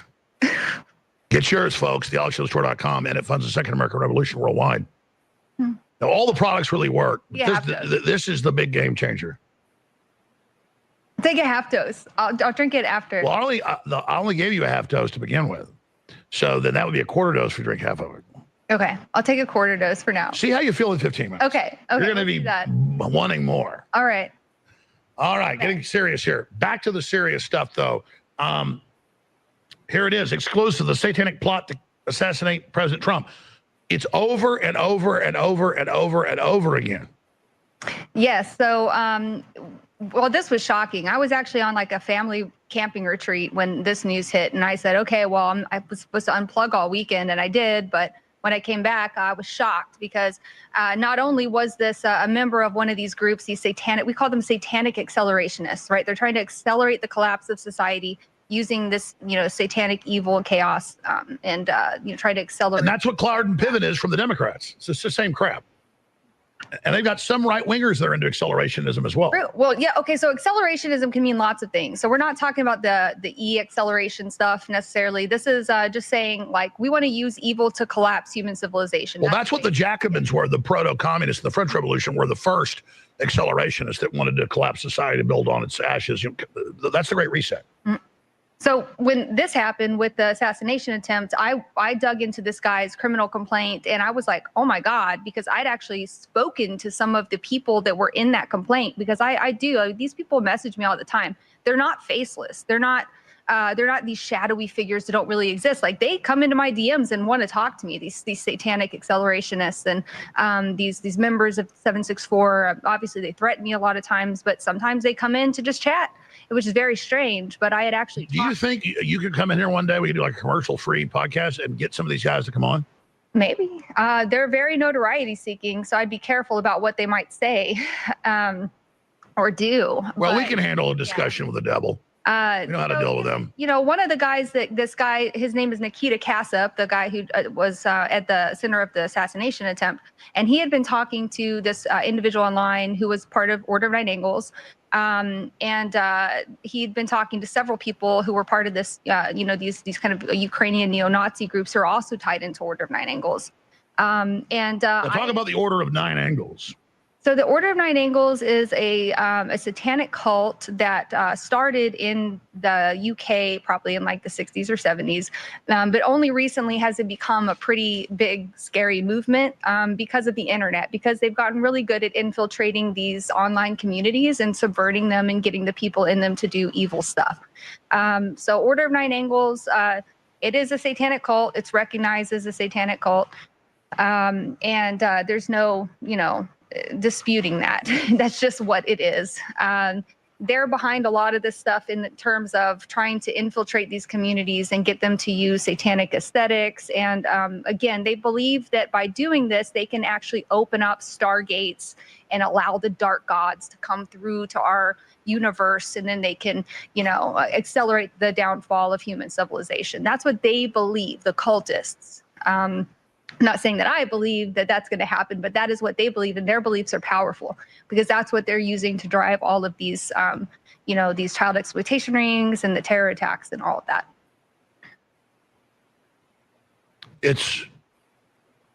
These are just foot soldiers, though. But that's where the rubber meets the road. It's just everywhere. Correct. These are people who are grooming proxy terrorists, and you might even consider the people who are grooming them to be proxies in their own way. You don't know how many layers there are to this thing. Well, remember, under Biden, we were told none of this existed. We were told none of this existed for a very long time, or I was personally told that I was crazy and that none of this existed for a very long time, yes. Well, you said, though, you were watching me how long ago? Well, I grew up with you. Like, my dad is a huge fan. Shout out to my dad, he's probably watching. But you were in my house and in my dad's radio when we were driving around Austin. So forever. So how long do you think your dad's been listening?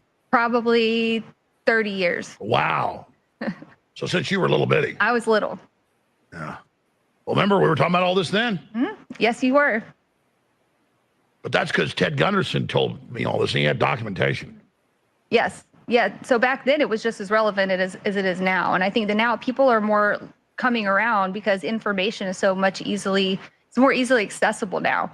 Everyone can start looking around and peeking behind curtains and finding this stuff themselves. It doesn't take a, professional researcher. It doesn't take law enforcement. It doesn't take, special agent to look behind the curtains and see like what's going on.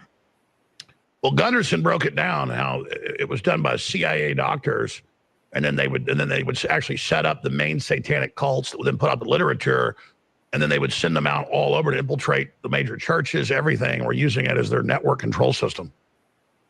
Yes, I believe that very much so. And I've had a lot of pushback from the Church of Satan Twitter page. They've actually attacked me pretty harsh on Twitter, and just started coming at me and saying, this isn't Satanism because Satanism is what we say it is. And there's no such thing as Satanism that's not our Satanism. And so you're wrong. And so that was very interesting when the Church of Satan started to get really mad about me exposing this stuff. That's what. And they all say that, we're just humanist and we just don't like Christianity. So we just do this to be shocking. Yeah. Those groups, all of them, 100%. It's all about lying. Oh, no. We worship the devil, but he's not real. That's the devil. Devil's not real. Devil's not real. Yeah. We want access to your kids. Devil's not real. But it's kind of funny when you're talking to them on a Twitter account because you can just meme and just kind of like make fun of them because they're ridiculous. And like you can even put like a bingo card together for like all of the different arguments. Like they're always going to pivot to like, well, why don't you call out the Catholic Church? Well, why, they have these little arguments that are just set that they just throw out at you every single time. And it's kind of comical, honestly. Well, yeah, I mean, it attracts weak people that want power. So you are dealing with rat-like creatures. Correct. The problem is they've got really evil people behind them. Right. And, that is like my earpiece like coming off here.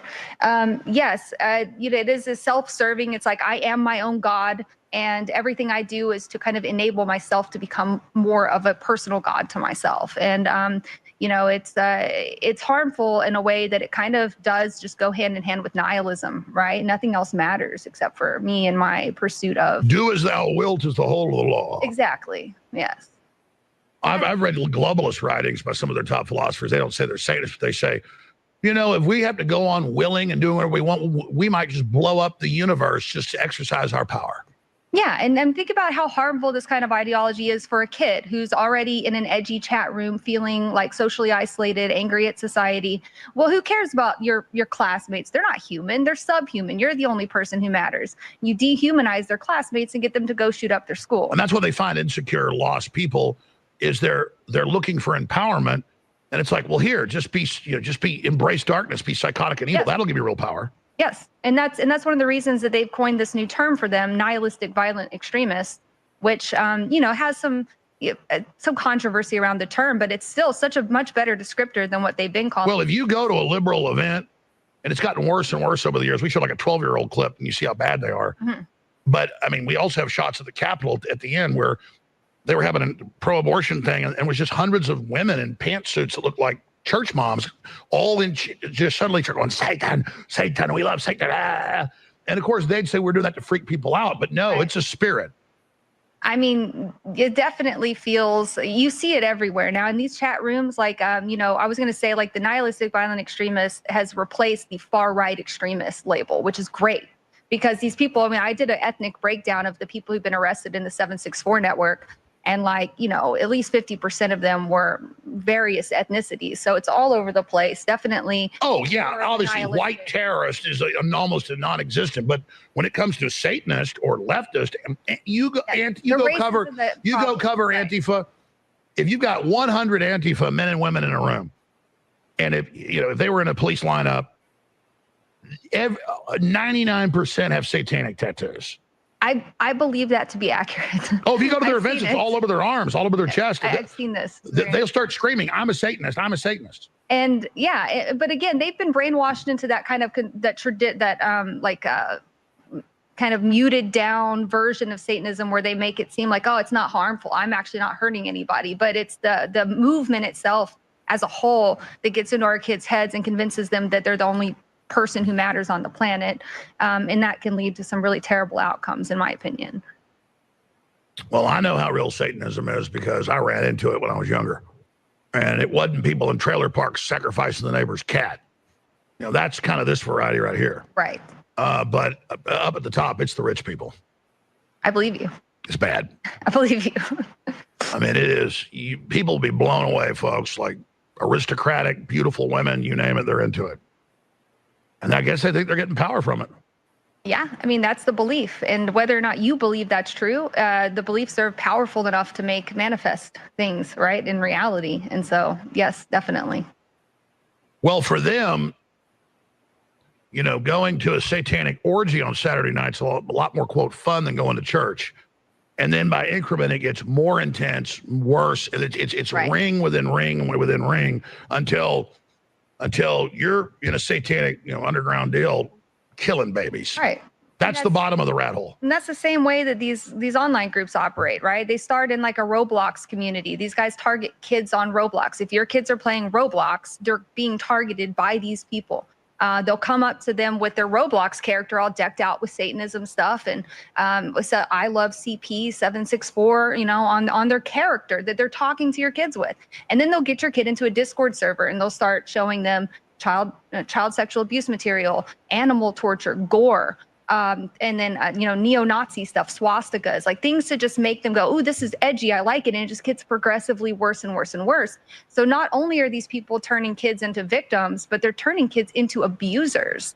And let's be clear, that's what mind control and ritual trauma mind control is to get people to do that. And so here's my issue.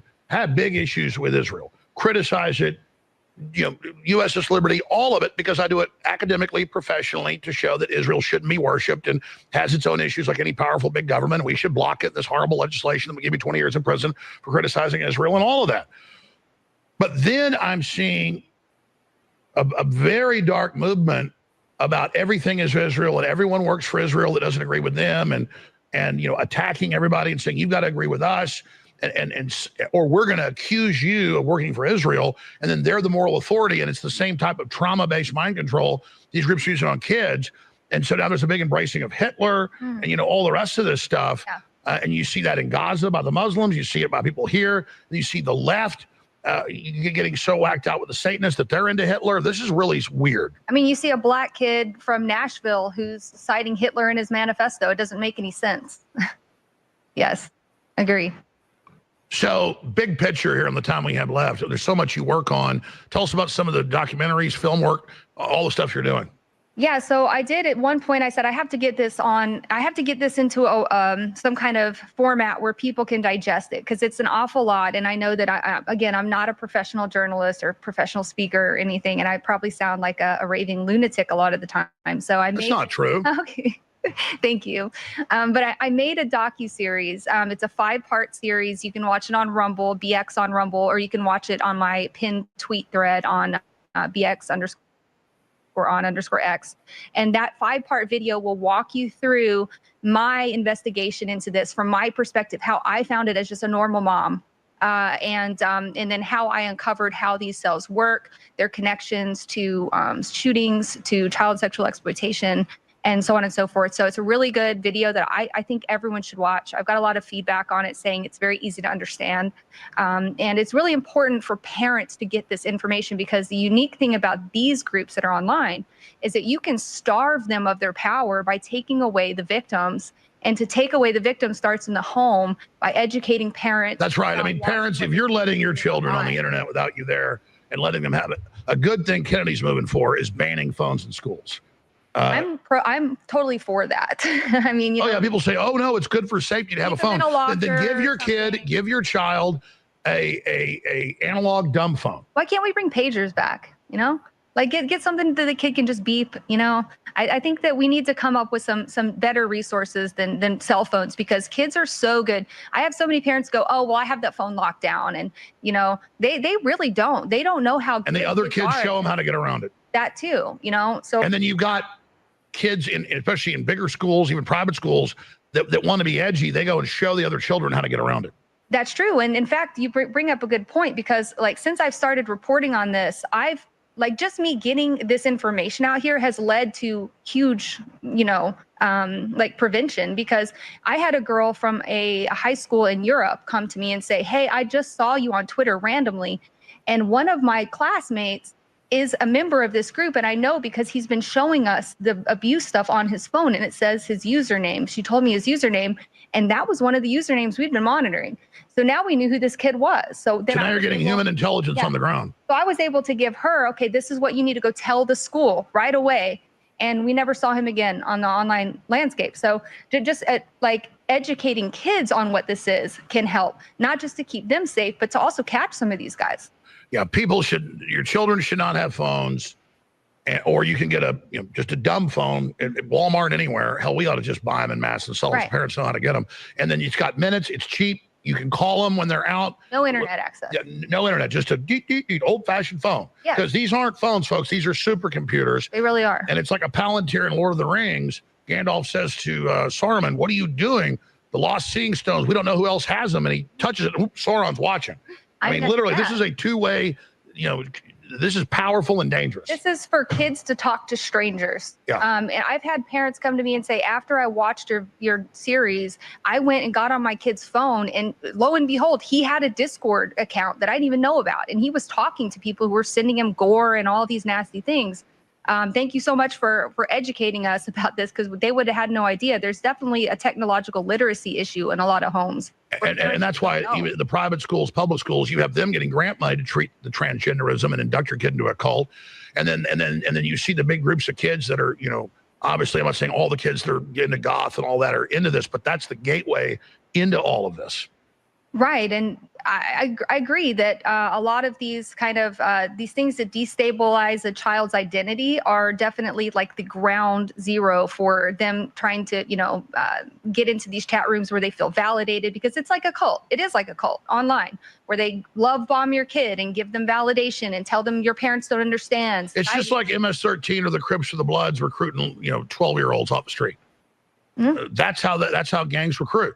Yeah. Or you know, child soldiers. You've got, this is 101, folks.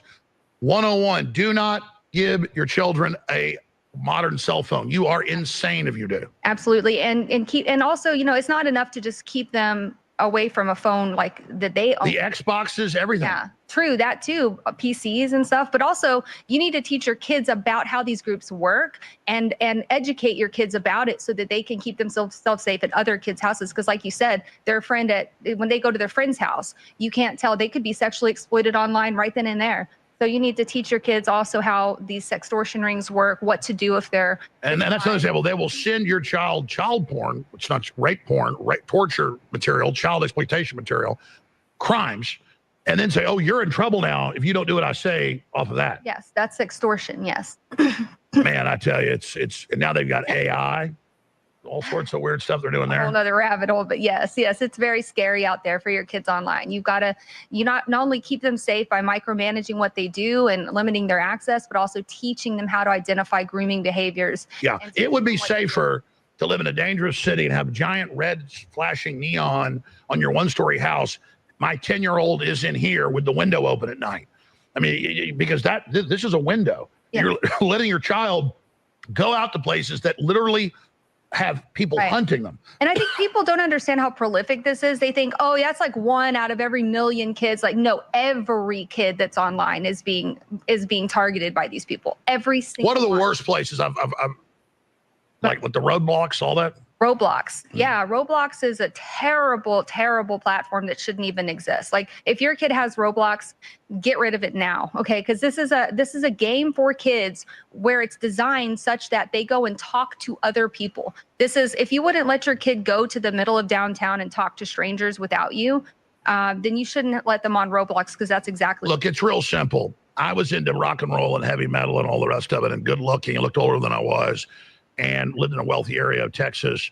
And because of that, was immediately targeted when I'm like, 7th grade, 8th grade, 9th grade. By 9th grade, I mean, I was like, wow, this high school beauty queen senior wants to date me. And it wasn't, I mean, it was that, but it was boom. Mm-hmm. And it was boom. And it was like, wow, that's how I was like, whoa, there's all this occultism going on. Mm. And it wasn't just, run-of-the-mill paganism. It was Satanism. And these guys are good at hiding it too. They'll pretend to be another kid who's, you're sad at. Well, I'm just saying 35, 40 years ago, it was old. It was like right into the thing. Right. And now they're eyes wide shut stuff. Yeah. And now they can use the internet to target of way, way more kids and way more people. So that's all right. We got to go to break in 5 more minutes, and then you got to go pick up your child.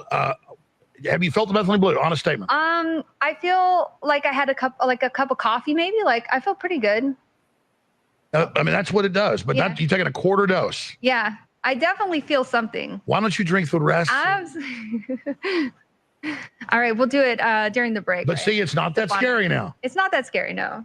But seriously, folks, I've been doing this with all of our guests, so you see, from people getting some effect to massive effect to insane effect. Only like 2 or 3 people out of hundreds and hundreds of you who felt nothing. But it doesn't matter. Look at the scientific literature. It cleans out your mitochondria. It's so good for your whole body. Get Ultra Methylene Blue, the very best, at thealexjonesstore.com. Get your Irish sea moss, the strongest, the Shilajit, the strongest, the ultimate turmeric. It's all the best. Most amazing stuff. And it funds this operation. Thank you for your support. Get your Ultra Methylene Blue now at thealexjonesstore.com. We'll join our regularly scheduled program after these messages. Every guest I remember, if I'm going to give some to Roseanne Barr coming up, I want you to take some methylene blue if you want to, because it usually hits within 30 minutes. We can do it now so we can find out. And if you don't feel it, I want you to tell everybody. Have you ever taken methylene blue before? No. Do you know what it is? Not really. You want to take some? Yeah, it's MAHA approved. It's MAHA approved. Okay. Show Robert F. Kennedy Jr. taking it. Now, he takes 3 droppers. Now, this is medical grade. Here we go. Cheers. All right, ladies and gentlemen. Here you go. We're going to see what happens. Minty. 20 minutes later. You only took half your methylene blue, which was half a dose. You've taken a quarter dose. We're now 25 minutes after you took it. Are you feeling anything? I am. I actually am. It kind of gives you like a boost of energy. It's not like like an energy drink where you get the jitters or like you're just ready for the day and you're never going to sleep. It's more so like it clears the brain fog where you're actually able to focus more clearly. I can kind of get off on a tangent here and there and not wrap up the point. But I do believe that I didn't tell you what I thought the effects would be before you said that. No. Because we were talking to the break and you were saying, wow, I'm already a little bit starting to feel it. And now you're feeling it more? Mm-hmm. I am. And you've taken a quarter dose. So I gave you a half dose. You drank half of it. So that's a quarter dose so far. Most people feel it within 30 minutes. It's going to hit you probably harder in about 2 hours if it hit you this quick. But let me explain. It's not a stimulant. They have hundreds of studies. It directly increases electrochemical activity in the mitochondria. That's the energy of the cell, and then in the studies outputs toxins that couldn't get out before, particularly in the brain. So it's a detoxer as well. And so it increases literal electrochemical activity. The only other thing that does that's iodine. This is even stronger. Very in tune with my body. Of course, being an athlete, I'm very hyper vigilant of what foods I'm putting in my body, what drinks I'm consuming. And so for this, I can already tell, just being hyper aware of how I feel. I do feel like it's eliminated the brain fog a lot. Like I said this morning, we touched on it a little bit. I was very sluggish.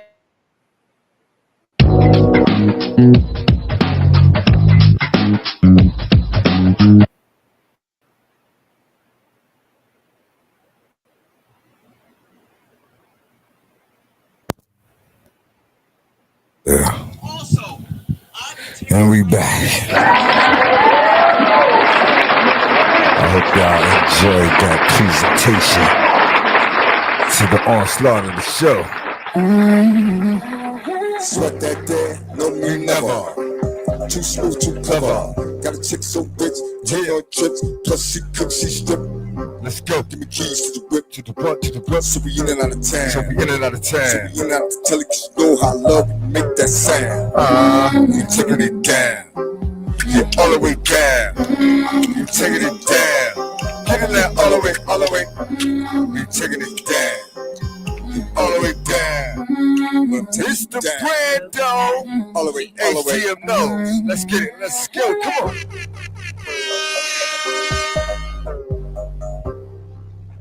Yes. Yes. Knock it off. Come on. Got time of day again. Let's go. Let's get it. Let's pop.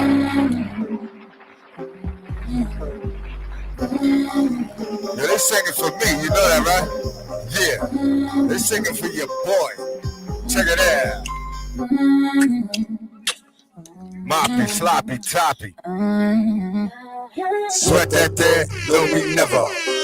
Too smooth, too clever. Got a chick that's bitch, taking on trips. Plus she cooks, she strip. Give me keys to the whip. So we in and out of town. So we in and out to tell you, 'cause you know how I love when you make that sound. Take it me down. Let's go. All the way down. Yeah. Let's get it, let's go. Let's pop from the bottom to the top. It's deep. Block me down. Baby, I'm ready to take it down. We'll take you down. Hey, let's get it. Hey.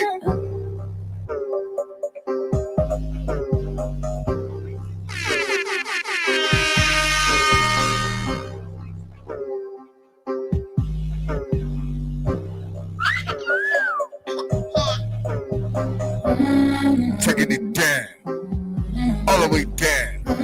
We taking it down. Come on, all the way, all the way. We taking it down, all the way down. Taking it down, all the way, all the way. Sweat that day, no me never. Too smooth, too clever. Got a chick so rich, taking on trips. Plus she cooks, she strip. Let's go. Give me keys to the whip. So we in and out of town. So we in and out to tell you, 'cause you know how I love when you make that sound. Let's go. You taking me down. Come on, all the way down. You taking it down. Let's get it all the way, all the way. We taking it down. All the way down. We'll take you down. All the way up. Yeah. I just have fun when I do things like that. I tell you, rap is a hobby for me, man. Custom designs on deck. Let's get it. Let's run through that again. Sweat that day, no me never. Too smooth, too clever. Got a chick so rich, taking on trips. Plus she cooks, she strip. Give me keys to the whip. So we in and out of town. So we in and out to tell you, 'cause you know how I love when you make that sound. Let's go. You taking it down. Just all the way down. You taking it down. All the way, all the way. You taking me down. Let's go. All the way down. We'll take you down. All the way, all the way. Hey.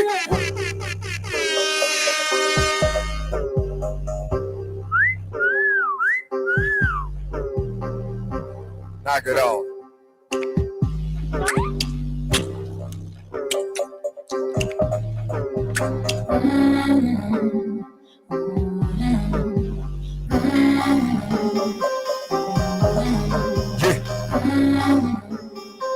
This is the Brand Don't Know Show every day, 9 to 12. Let's get it, let's go, let's try. Hey, sweat that there, don't mean never. Too smooth, too clever. Got a chick so rich, take me on trips. Plus she cooks, she's dope. Let's get it. Get the keys to the whip. So we in and out of town. So you know that tell it, you know how I like it. Make that sound. Take it down. Then all the way down. We taking it down. Let's all the way. We taking it down. All the way down. I'm gonna take you down. Yes, sir. All the way, all the way.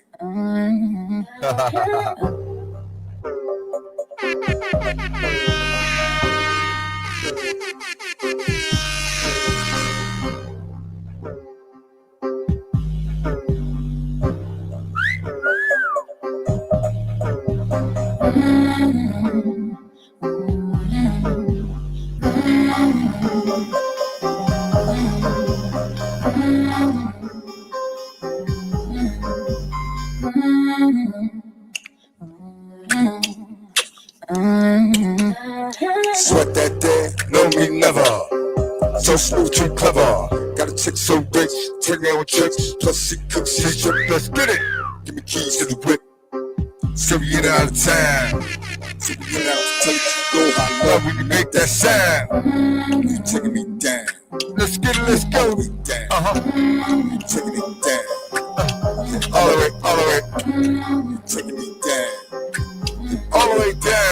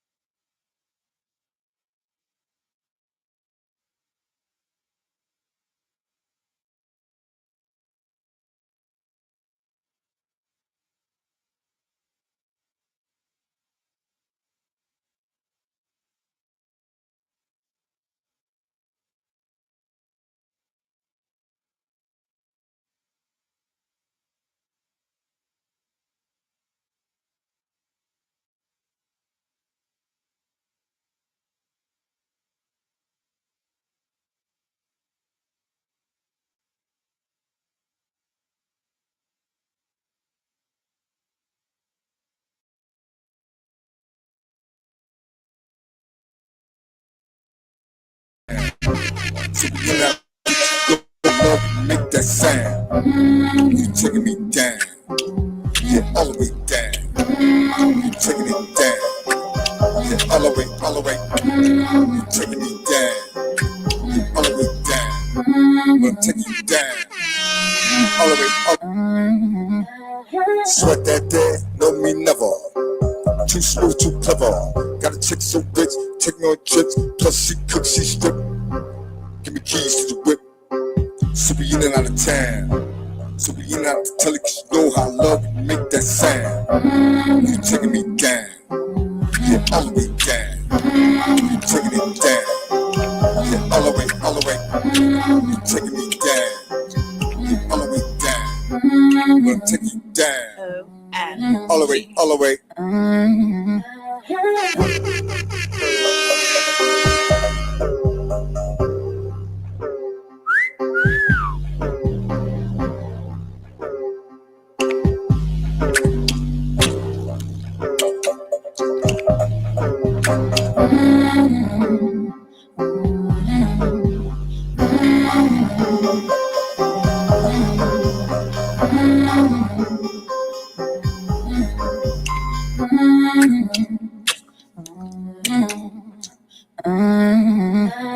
Sweat that there, know me never. Too smooth, too clever. Got a chick so rich, take me on trips. Plus she cooks, she strip. Give me keys to the whip. So we in and out of town. So we in and out to tell it, 'cause you know how I love you make that sound. You taking me down, yeah, all the way down. You taking it down, yeah, all the way, all the way. You taking me down, yeah, all the way down. I'm gonna take you down, all the way, all the way.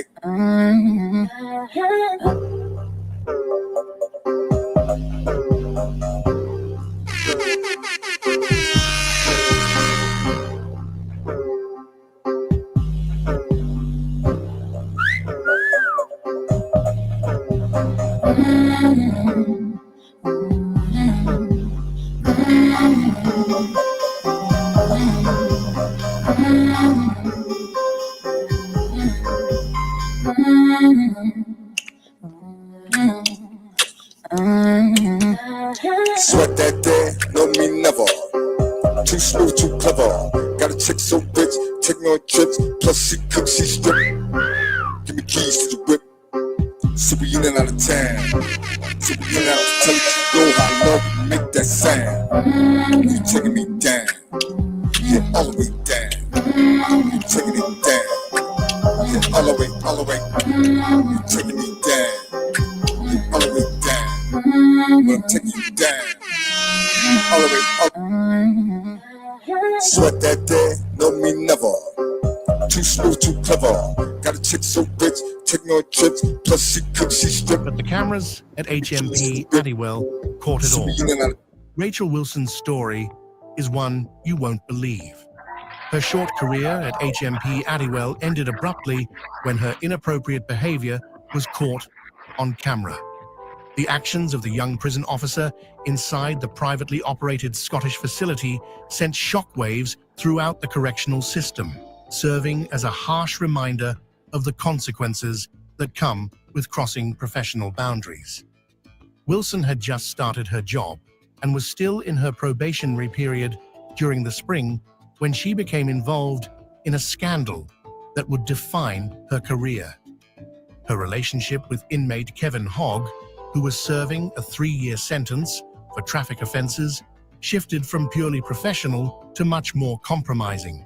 The incriminating evidence came in the form of a 79-second video, carefully planned and executed by Hogg himself. In the footage, we see his cell, a white-walled room where he had strategically placed a mobile phone on a shelf facing the door. His actions, including a quick sip of water, indicated that he had premeditated what would happen next. The video shows Wilson appearing at the cell door, engaging in whispered conversation with Hogg before giving in to a passionate kiss. Hogg's comment after their encounter, "That's what I wanted," would later spark intense speculation about his motivations and the power dynamics at play. The footage quickly spread throughout the prison system, reaching facilities across Scotland, including Barlinnie in Glasgow. Prison insiders revealed that Hogg's main motivation was to gain bragging rights among fellow inmates, a goal that would have devastating consequences for Wilson's career. At first, there were theories suggesting that Wilson might have been blackmailed, but these were soon dismissed. A source within the prison pointed out an important detail. If this was an unwanted approach, she could have pressed her panic button, but she didn't, confirming her willing participation in the encounter. The fallout was swift and severe. The administration at HMP Addiewell took immediate action by terminating Wilson's employment. The incident also triggered a larger investigation into security protocols and staff conduct within the facility, leading to increased monitoring measures and stricter enforcement of professional boundaries. As Wilson faces the fallout of her actions, Davis's story uncovers a hidden underground system that challenges the integrity of the entire facility. Emily Davis. The walls of Riverbend Maximum Security Institution in Tennessee became the backdrop for a troubling tale of misconduct that would forever alter the trajectory of 22-year-old correctional officer Emily Davis's life. In 2019, Davis's youthful inexperience led her down a path that transformed her from law enforcer to lawbreaker. Unlike many similar cases, Davis's improper relationship with an inmate initially flew under the radar. The discovery came during a broader investigation by the Tennessee Department of Corrections into suspected contraband smuggling within the facility. What investigators uncovered was far more shocking than anticipated. The investigation revealed an underground communication network where correctional officers passed handwritten notes to inmates through cell bottoms alongside food trays. One such intercepted letter would prove Davis's undoing. Written under her middle and maiden names, Dawn Adams, the letter contained explicit details of a sexual encounter with an inmate on May 2nd, 2019. Even more startling was Davis's mention of a possible pregnancy resulting from the liaison. The case broke wide open on June 1st, 2019, when investigators questioned the involved inmate. He admitted to 2 separate sexual encounters with Davis, providing damning testimony that led to her immediate arrest. The charges were sexual contact with an inmate, a felony offense that carried serious implications for her future in law enforcement. The aftermath of Davis's arrest presents a curious gap in the judicial record. Following her release on bail, public records fall silent on her ultimate fate. The absence of sentencing information or jail time documentation leaves questions unanswered about the final consequences of her actions. As Davis's story fades into uncertainty, the Next Cops case provides a vivid reminder that some breaches of trust are planned down to the last detail. Charlene Diane O'Banion. From blind spots to bold decisions, Charlene O'Banion's story shows how a single misstep can ripple through an entire institution. Montgomery County Jail witnessed an unsettling breach of trust when 33-year-old correctional officer Charlene Diane O'Banion orchestrated an intimate encounter with inmate Jacob Parker. The incident, captured through surveillance and phone recordings, sent shockwaves through Texas law enforcement circles. O'Banion's calculated scheme began with a strategic alert about alleged drug activities in a specific housing unit. Her report prompted the removal of contract workers and cleaners, creating an opportunity for inmates to volunteer for cleaning duties. The unit's sparse population and numerous CCTV blind spots created the perfect environment for her planned rendezvous with 28-year-old Parker.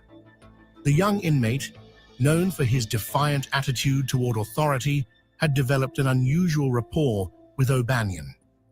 Their relationship raised suspicions among staff members, who noticed Parker's uncharacteristic compliance when dealing with her. Their concerns proved justified when surveillance footage revealed their November 17, 2021 encounter. A recorded phone conversation between O'Banion and Parker later exposed explicit details of their liaison. What do you mean? You probably got this weird swing hanging from the ceiling. If I had that swing, you better believe I'd leave that sucker up for you. The dialogue, filled with intimate details and suggestive banter, became damning evidence in the subsequent investigation. O'Banion initially denied any improper conduct, but faced with the recorded evidence, she admitted to engaging in sexual activities with Parker. The scandal prompted Montgomery County Jail to implement stricter monitoring protocols, like the installation of additional surveillance cameras in previously identified blind spots and enhanced staff rotation schedules. O'Banion's guilty plea to improper sexual activity with a person in custody resulted in a 100-day jail sentence. As O'Banion faced the consequences of her calculated misconduct, the story of the next cop exposes a shocking abuse of authority over a vulnerable minor. Caitlin Gomez. A shocking discovery at the Pinellas Regional Juvenile Detention Center unveiled a disturbing case of abuse of power and betrayal of trust. Staff members conducting routine checks uncovered 10 handwritten letters hidden within a 16-year-old inmate's bed. Letters that would spark an intense internal investigation and lead to the downfall of Sergeant Caitlin Gomez. The contents of these letters depict manipulation and inappropriate conduct. Each page detailed explicit descriptions of planned sexual encounters between Gomez and the young inmate, alongside romantic declarations and future plans. These weren't mere fantasy writings. They represented a calculated grooming attempt by someone sworn to protect vulnerable youth. Hired on January 5, 2024, Gomez's tenure as sergeant lasted mere weeks before her true actions came to light. Despite strict protocols prohibiting one-on-one interactions with juveniles, security footage revealed multiple instances of Gomez isolating herself with the teenage inmate. Her fellow officers noted these red flags, yet the depth of her misconduct remained hidden until the discovery of those damning letters. The investigation uncovered additional evidence: a photograph of Gomez found in the inmate's cell. This physical token of their illicit relationship served as another piece in the mounting case against her. When confronted by investigators, Gomez crumbled under questioning, admitting to authoring the letters and harboring inappropriate feelings for the teen. Her confession reveals that she had deliberately sought opportunities to be alone with the inmate and fantasized about building a life with him after his release. The Pinellas County Sheriff's Office acted swiftly. Gomez was immediately terminated from her position and arrested on charges of solicitation of a child to engage in sexual battery by a person in familial or custodial authority. She was booked into the same system she once worked for, the Pinellas County Jail. Just when it seemed the stories couldn't get more complex, the next policewoman's tangled relationships with inmates brought a shocking new dimension to these scandals. Melissa Goodwin. A complicated love triangle inside Sydney's Silverwater Metropolitan Remand Center unfolded in ways no one could have predicted. Melissa Goodwin, a 26-year-old corrections officer, found herself entangled between two inmates, one current and one former, in a scandal that would rock the prison system. The surveillance cameras at Silverwater captured an intricate web of deception. Between December 2019 and April 2020, Goodwin allegedly performed intimate acts with inmate Corey London at least 5 times monthly in a facility storeroom. These encounters might have remained secret if not for her simultaneous relationship with Caleb Valerie, a former inmate and regional leader of the Rebels Outlaw motorcycle gang. CCTV footage revealed Goodwin and Valerie's suspicious movements throughout the facility. Their rendezvous raised red flags among prison authorities, leading to an investigation that uncovered far more than expected. The discovery of contraband, cigarettes, chewing gum, and a cell phone pointed to Goodwin's involvement in smuggling operations. A handwritten letter found in London's cell painted a vivid picture of Goodwin's emotional state. "Miss you heaps. If only you were out before Valentine's Day. I don't know if you truly understand the risks and consequences I'm taking for you. I hope I'm right this time." The case took a dark turn when London was brutally attacked in his prison cell. Prosecutors believed members of Valerie's gang orchestrated the assault to prevent London's testimony. Their tactics proved effective. When London took the witness stand, he remained silent, earning himself a contempt charge. Without London's testimony, prosecutors struggled to prove the full extent of Goodwin's misconduct. She ultimately pleaded guilty to a single count of engaging in a relationship with an inmate. Her punishment was a 12-month community corrections order and 100 hours of community service. Today, Goodwin has reinvented herself as an Instagram fitness influencer, while London remains behind bars, bearing the consequences of their shared indiscretions.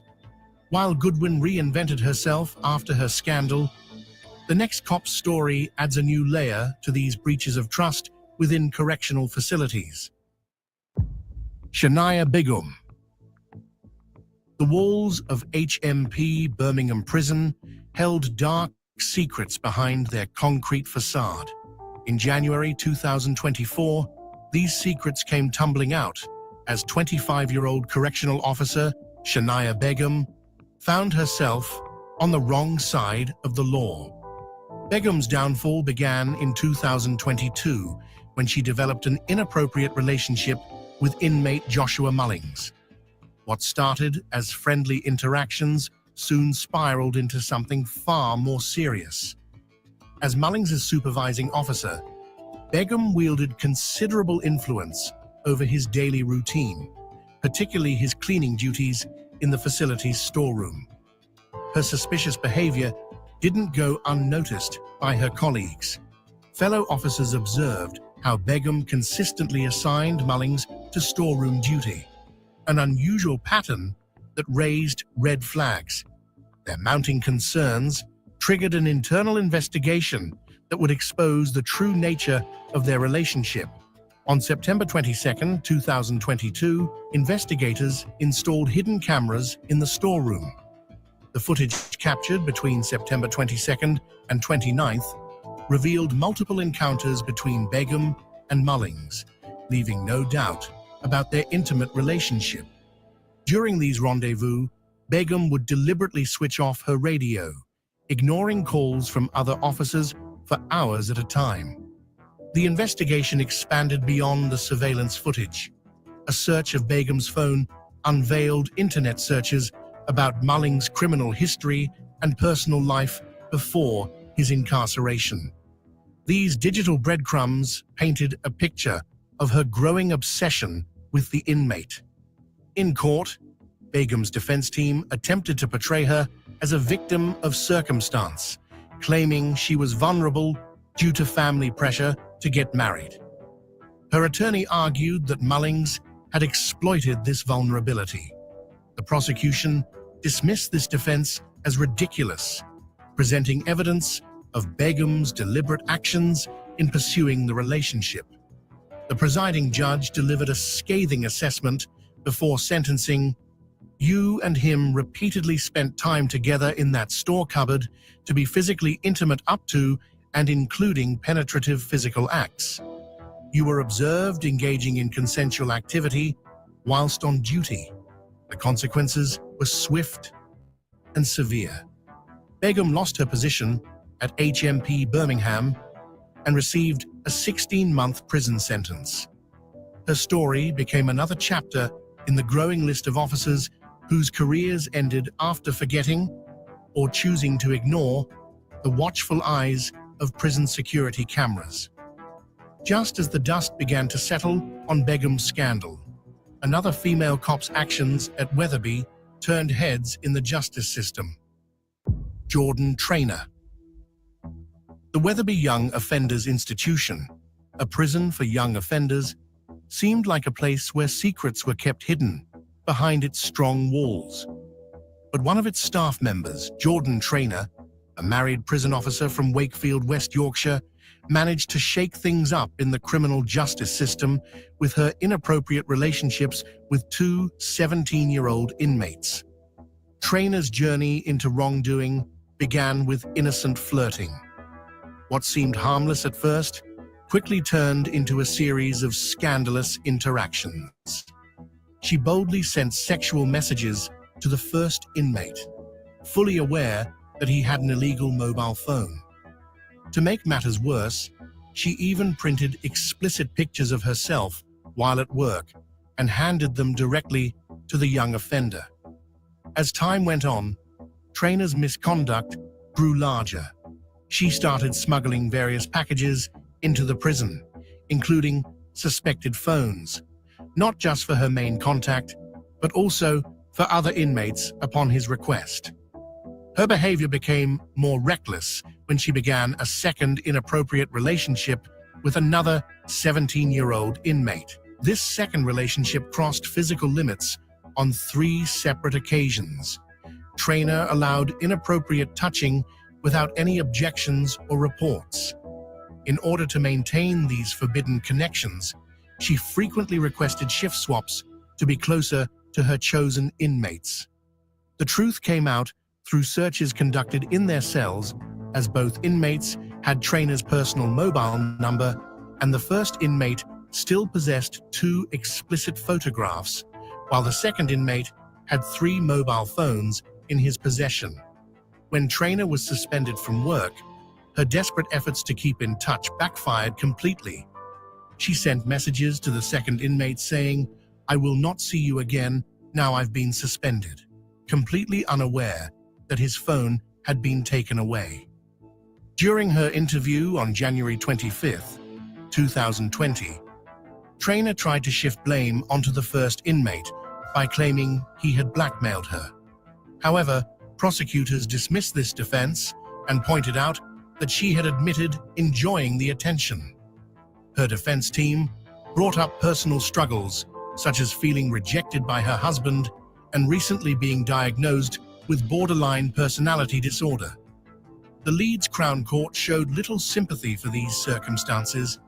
Despite moving from Feltham Young Offenders Institution in London to Yorkshire for her husband's job, her actions deserved serious punishment. The judge sentenced her to 18 months in prison. As Traynor faced the harsh reality of her actions, the story of another cop shows how even the most respected officers can fall from grace in devastating ways. Gemma Cowperthwaite. What happens when kindness crosses professional boundaries? Cowperthwaite's story reveals the devastating consequences. The halls of the St. Clair County Sheriff's Office once echoed with the footsteps of Gemma Cowperthwaite, a correctional officer known for her professionalism and dedication. She stood out among her peers and was admired by her colleagues until everything changed in July 2014. An unexpected meeting with an inmate who had 9 felony convictions, mostly for fraud, sparked an unlikely connection that would lead to a scandal ending her career. Despite the inmate's criminal history raising concerns, Cowperthwaite found herself getting personally involved in a way that crossed professional boundaries. What started as innocent conversations turned into risky territory when Cowperthwaite agreed to share her personal contact information with the inmate. Before long, phone calls became frequent, and requests for favors increased. Cowperthwaite's judgment, clouded by what she saw as acts of kindness, led her to offer rides to work and allow the inmate to use her home facilities during lunch breaks. The situation took a dramatic turn when allegations of sexual assault surfaced. While Cowperthwaite firmly denied any sexual involvement, evidence pointed in another direction. On April 18, 2015, an internal investigation revealed disturbing details about encounters happening at Cowperthwaite's residence during the inmate's work release period. The findings from the investigation resulted in Cowperthwaite being placed on administrative leave immediately and later terminated. Criminal charges soon followed, with authorities issuing an arrest warrant on April 24th. The seriousness of her actions led to charges of second-degree criminal sexual conduct, a felony carrying severe penalties. Facing the possibility of a long prison sentence, Cowperthwaite accepted a plea deal, admitting guilt to sexual assault with intent to commit penetration. Judge Daniel Kelly sentenced her on July 6, 2015, which included 10 months in jail and 4 months suspended upon payment of fines. While serving time behind bars, Cowperthwaite maintained that she had been manipulated and called the relationship her greatest regret in life. Just when you think it couldn't get worse, the next cop's actions take professional misconduct to an entirely new level of controversy. Kawana Jenkins. Caught on camera, Jenkins' explicit misconduct wasn't just a betrayal, it was a scandal that shook the Fulton County Jail to its core.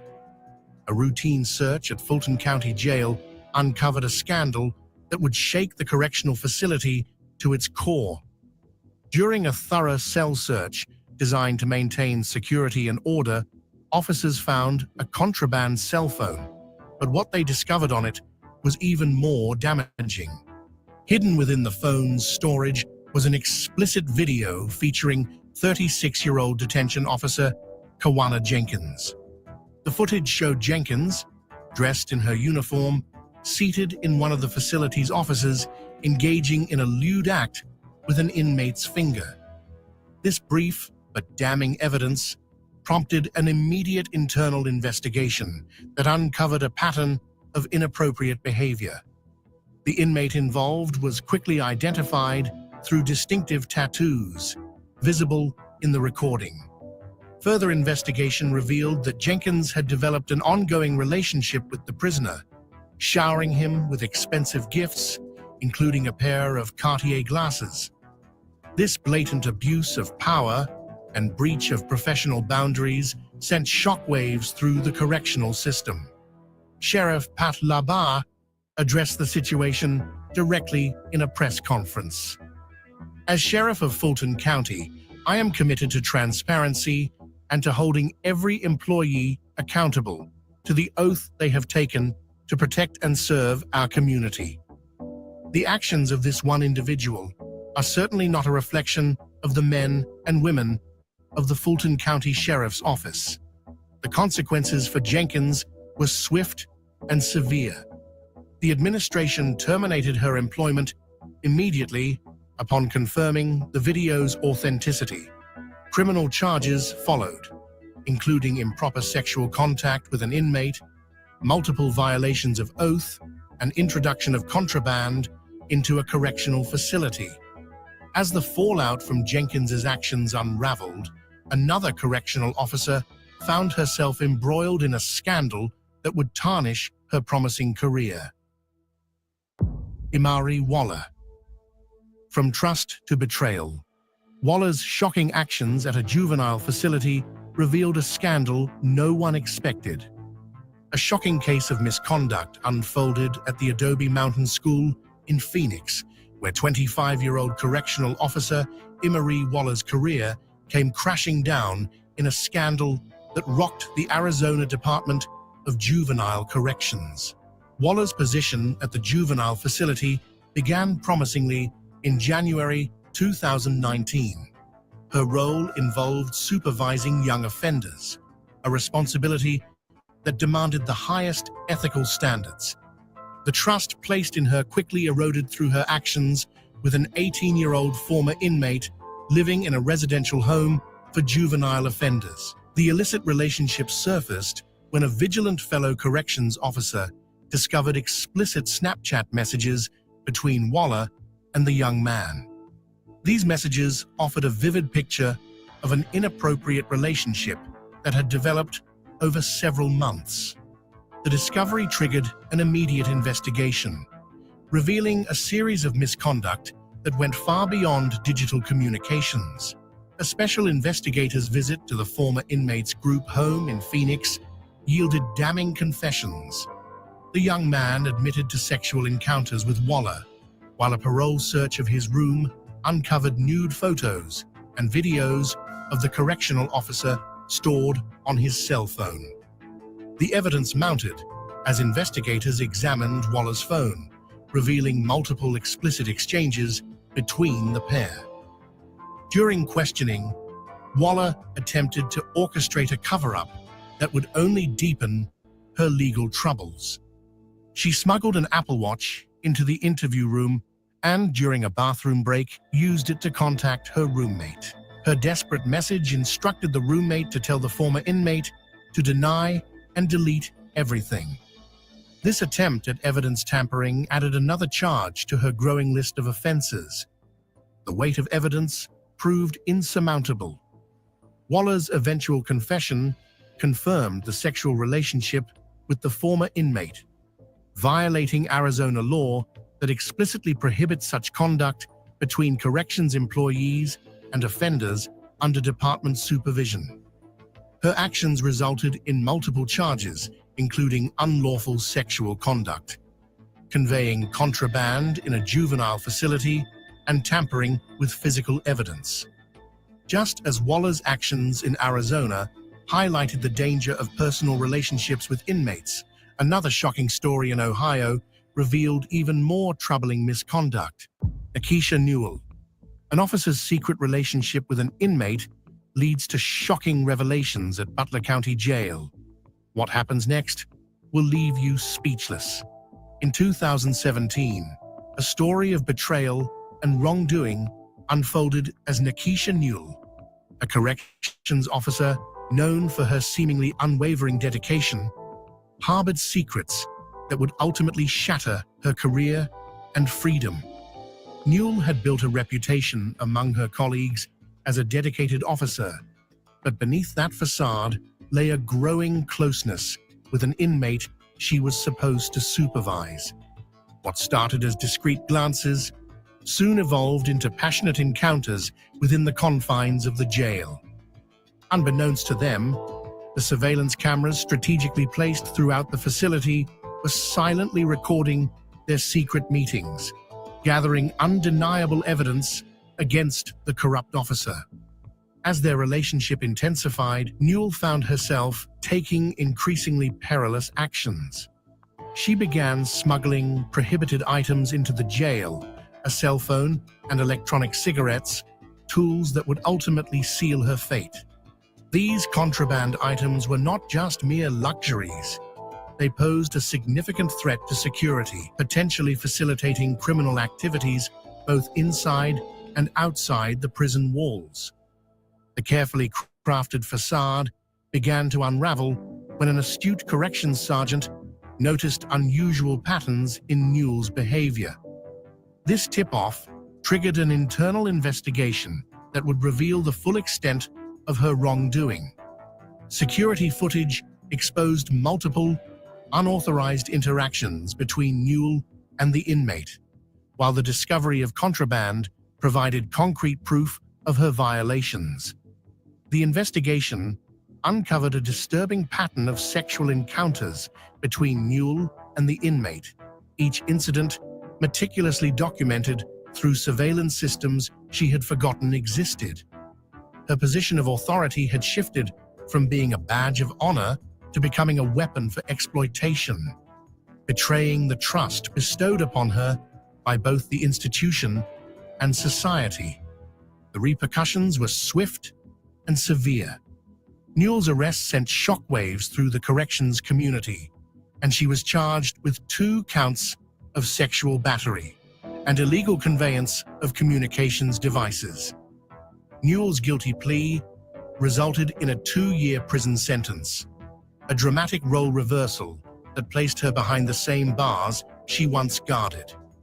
Just as Newell's double life unraveled, another officer across the ocean found herself drawn into a web of manipulation and betrayal at HMP Berwyn. Jennifer Gavin. Inside HMP Berwyn, a story of vulnerability, manipulation, and broken trust unfolded. Jennifer Gavin, a 27-year-old correctional officer, found herself caught in a web of deceit that would change her life forever. Fresh from a difficult breakup, Gavin's emotional state made her vulnerable to the calculated advances of Alex Coxon, a 20-year-old inmate serving time for drug offenses, robbery, and attempted robbery. Coxon, recognizing Gavin's vulnerability, sold her dreams of a fairy tale future they could share once he completed his sentence. The relationship between officer and inmate deepened through a series of calculated moves. Coxon persuaded Gavin to accept a £150 bribe in exchange for smuggling a cell phone into the prison. This device became their primary means of communication beyond her working hours. Their digital exchanges escalated as Gavin shared explicit photos through Snapchat, crossing professional boundaries she had sworn to uphold. Their illicit relationship manifested physically when Gavin kissed Coxon during her duty hours, while she maintained some restraint by avoiding further physical contact, a decision that later influenced her sentencing. The damage to her professional integrity was irreversible. The facade crumbled during a routine cell inspection. Officers discovered Coxon's hidden cell phone beneath his laptop, revealing Gavin's compromising photos. A subsequent investigation uncovered bank statements showing payments from Coxon's family members to Gavin, creating an undeniable trail of evidence. In her defense, Gavin cited the challenging circumstances of the COVID-19 pandemic. She expressed sympathy for inmates denied visitors due to restrictions, coupled with the overwhelming responsibility of supervising more than 80 male inmates single-handedly. These pressures, combined with her emotional vulnerability, created a perfect storm that clouded her judgment. Despite her previously unblemished record and reputation as a competent officer, the law demanded accountability. The judge, while acknowledging Gavin's clean history and guilty plea, sentenced her to 8 months in prison. Coxon received an additional 4-month sentence to run concurrently with his existing term. Tina Gonzalez. From HMP Berwyn to Fresno County Jail, the pattern of forbidden relationships and career-destroying choices continues with Tina Gonzalez. At 26, she became a correctional officer at Fresno County Jail, California, full of ambition and determination. Her superiors praised her dedication, her colleagues admired her work ethic, and her career in law enforcement seemed destined for success. But behind this promising mask, a scandalous secret was hidden. The year 2020 marked the beginning of Gonzalez's dramatic downfall. A charming inmate caught her attention, drawing her into conversations that grew increasingly personal. Their innocent exchanges evolved into something more forbidden. The professional boundaries blurred as Gonzalez shared intimate details about her life beyond the jail walls. Their relationship crossed an unthinkable line when Gonzalez began engaging in sexual encounters within the jail premises. She threw caution to the wind, meeting the inmate in secluded corners, seemingly unbothered by the risk to her career and freedom. In a shocking display of misconduct, she even modified her uniform, cutting a hole to facilitate intimate contact. The inmate's manipulation deepened as he convinced Gonzalez to smuggle contraband into the facility. What started with harmless items like snacks and cigarettes escalated to more dangerous contraband, cell phones, and drugs. Each successful smuggling operation emboldened them further. Their illicit affair reached new heights of brazenness when Gonzalez engaged in intimate acts with the inmate in front of 11 other inmates. This reckless behavior would later become a damning piece of evidence in her case. The house of cards came tumbling down when an anonymous tipster alerted jail administration about a male inmate possessing a cell phone and engaging in sexual relations with a correctional officer. The subsequent investigation unveiled the full extent of Gonzalez's transgressions. Faced with overwhelming evidence, Gonzalez admitted to her crimes. In June 2021, justice caught up with her.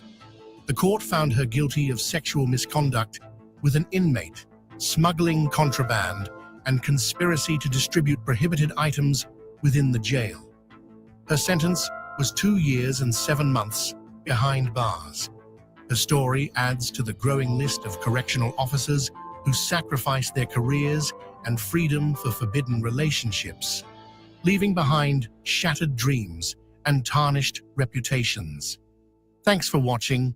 See you in the next one. Meet the unimpressed. That's the focus of tonight's angle. Now, the liberals like to say that Donald Trump has no respect for norms, as they call them. And they think an exchange between President Trump and NBC's Kristen Welker confirms their point. You said in a recent interview you could bring him back, but you won't. Are you defying the Supreme Court, sir? No, I'm relying on the Attorney General of the United States, Pam Bondi, who's very capable, doing a great job. Yes, sir. And with that being said, now that you know that the AG and Brando knows goes live every day from 9 to 12. Peace out. Sunroof top, digging in the scene with the gangster leaning up. And we ain't coming down, see on my face that smile, see on my head that smile, I'm on top of the world, top of the town, baby. I moved up the hood to have the church on the corner where I sit and talk shit all day cause I wanna. And on top of that, wasn't none of y'all gonna do nothing but keep running your mouth and keep frontin'. Go ahead and say something. I'll wait. I ain't gonna wait for late, cause in a minute I'm escape. Cause there is no debate. No, it's not an option. You gotta keep cock watch. Sunroof top, digging in the scene with the gangster leaning up. And we ain't coming down,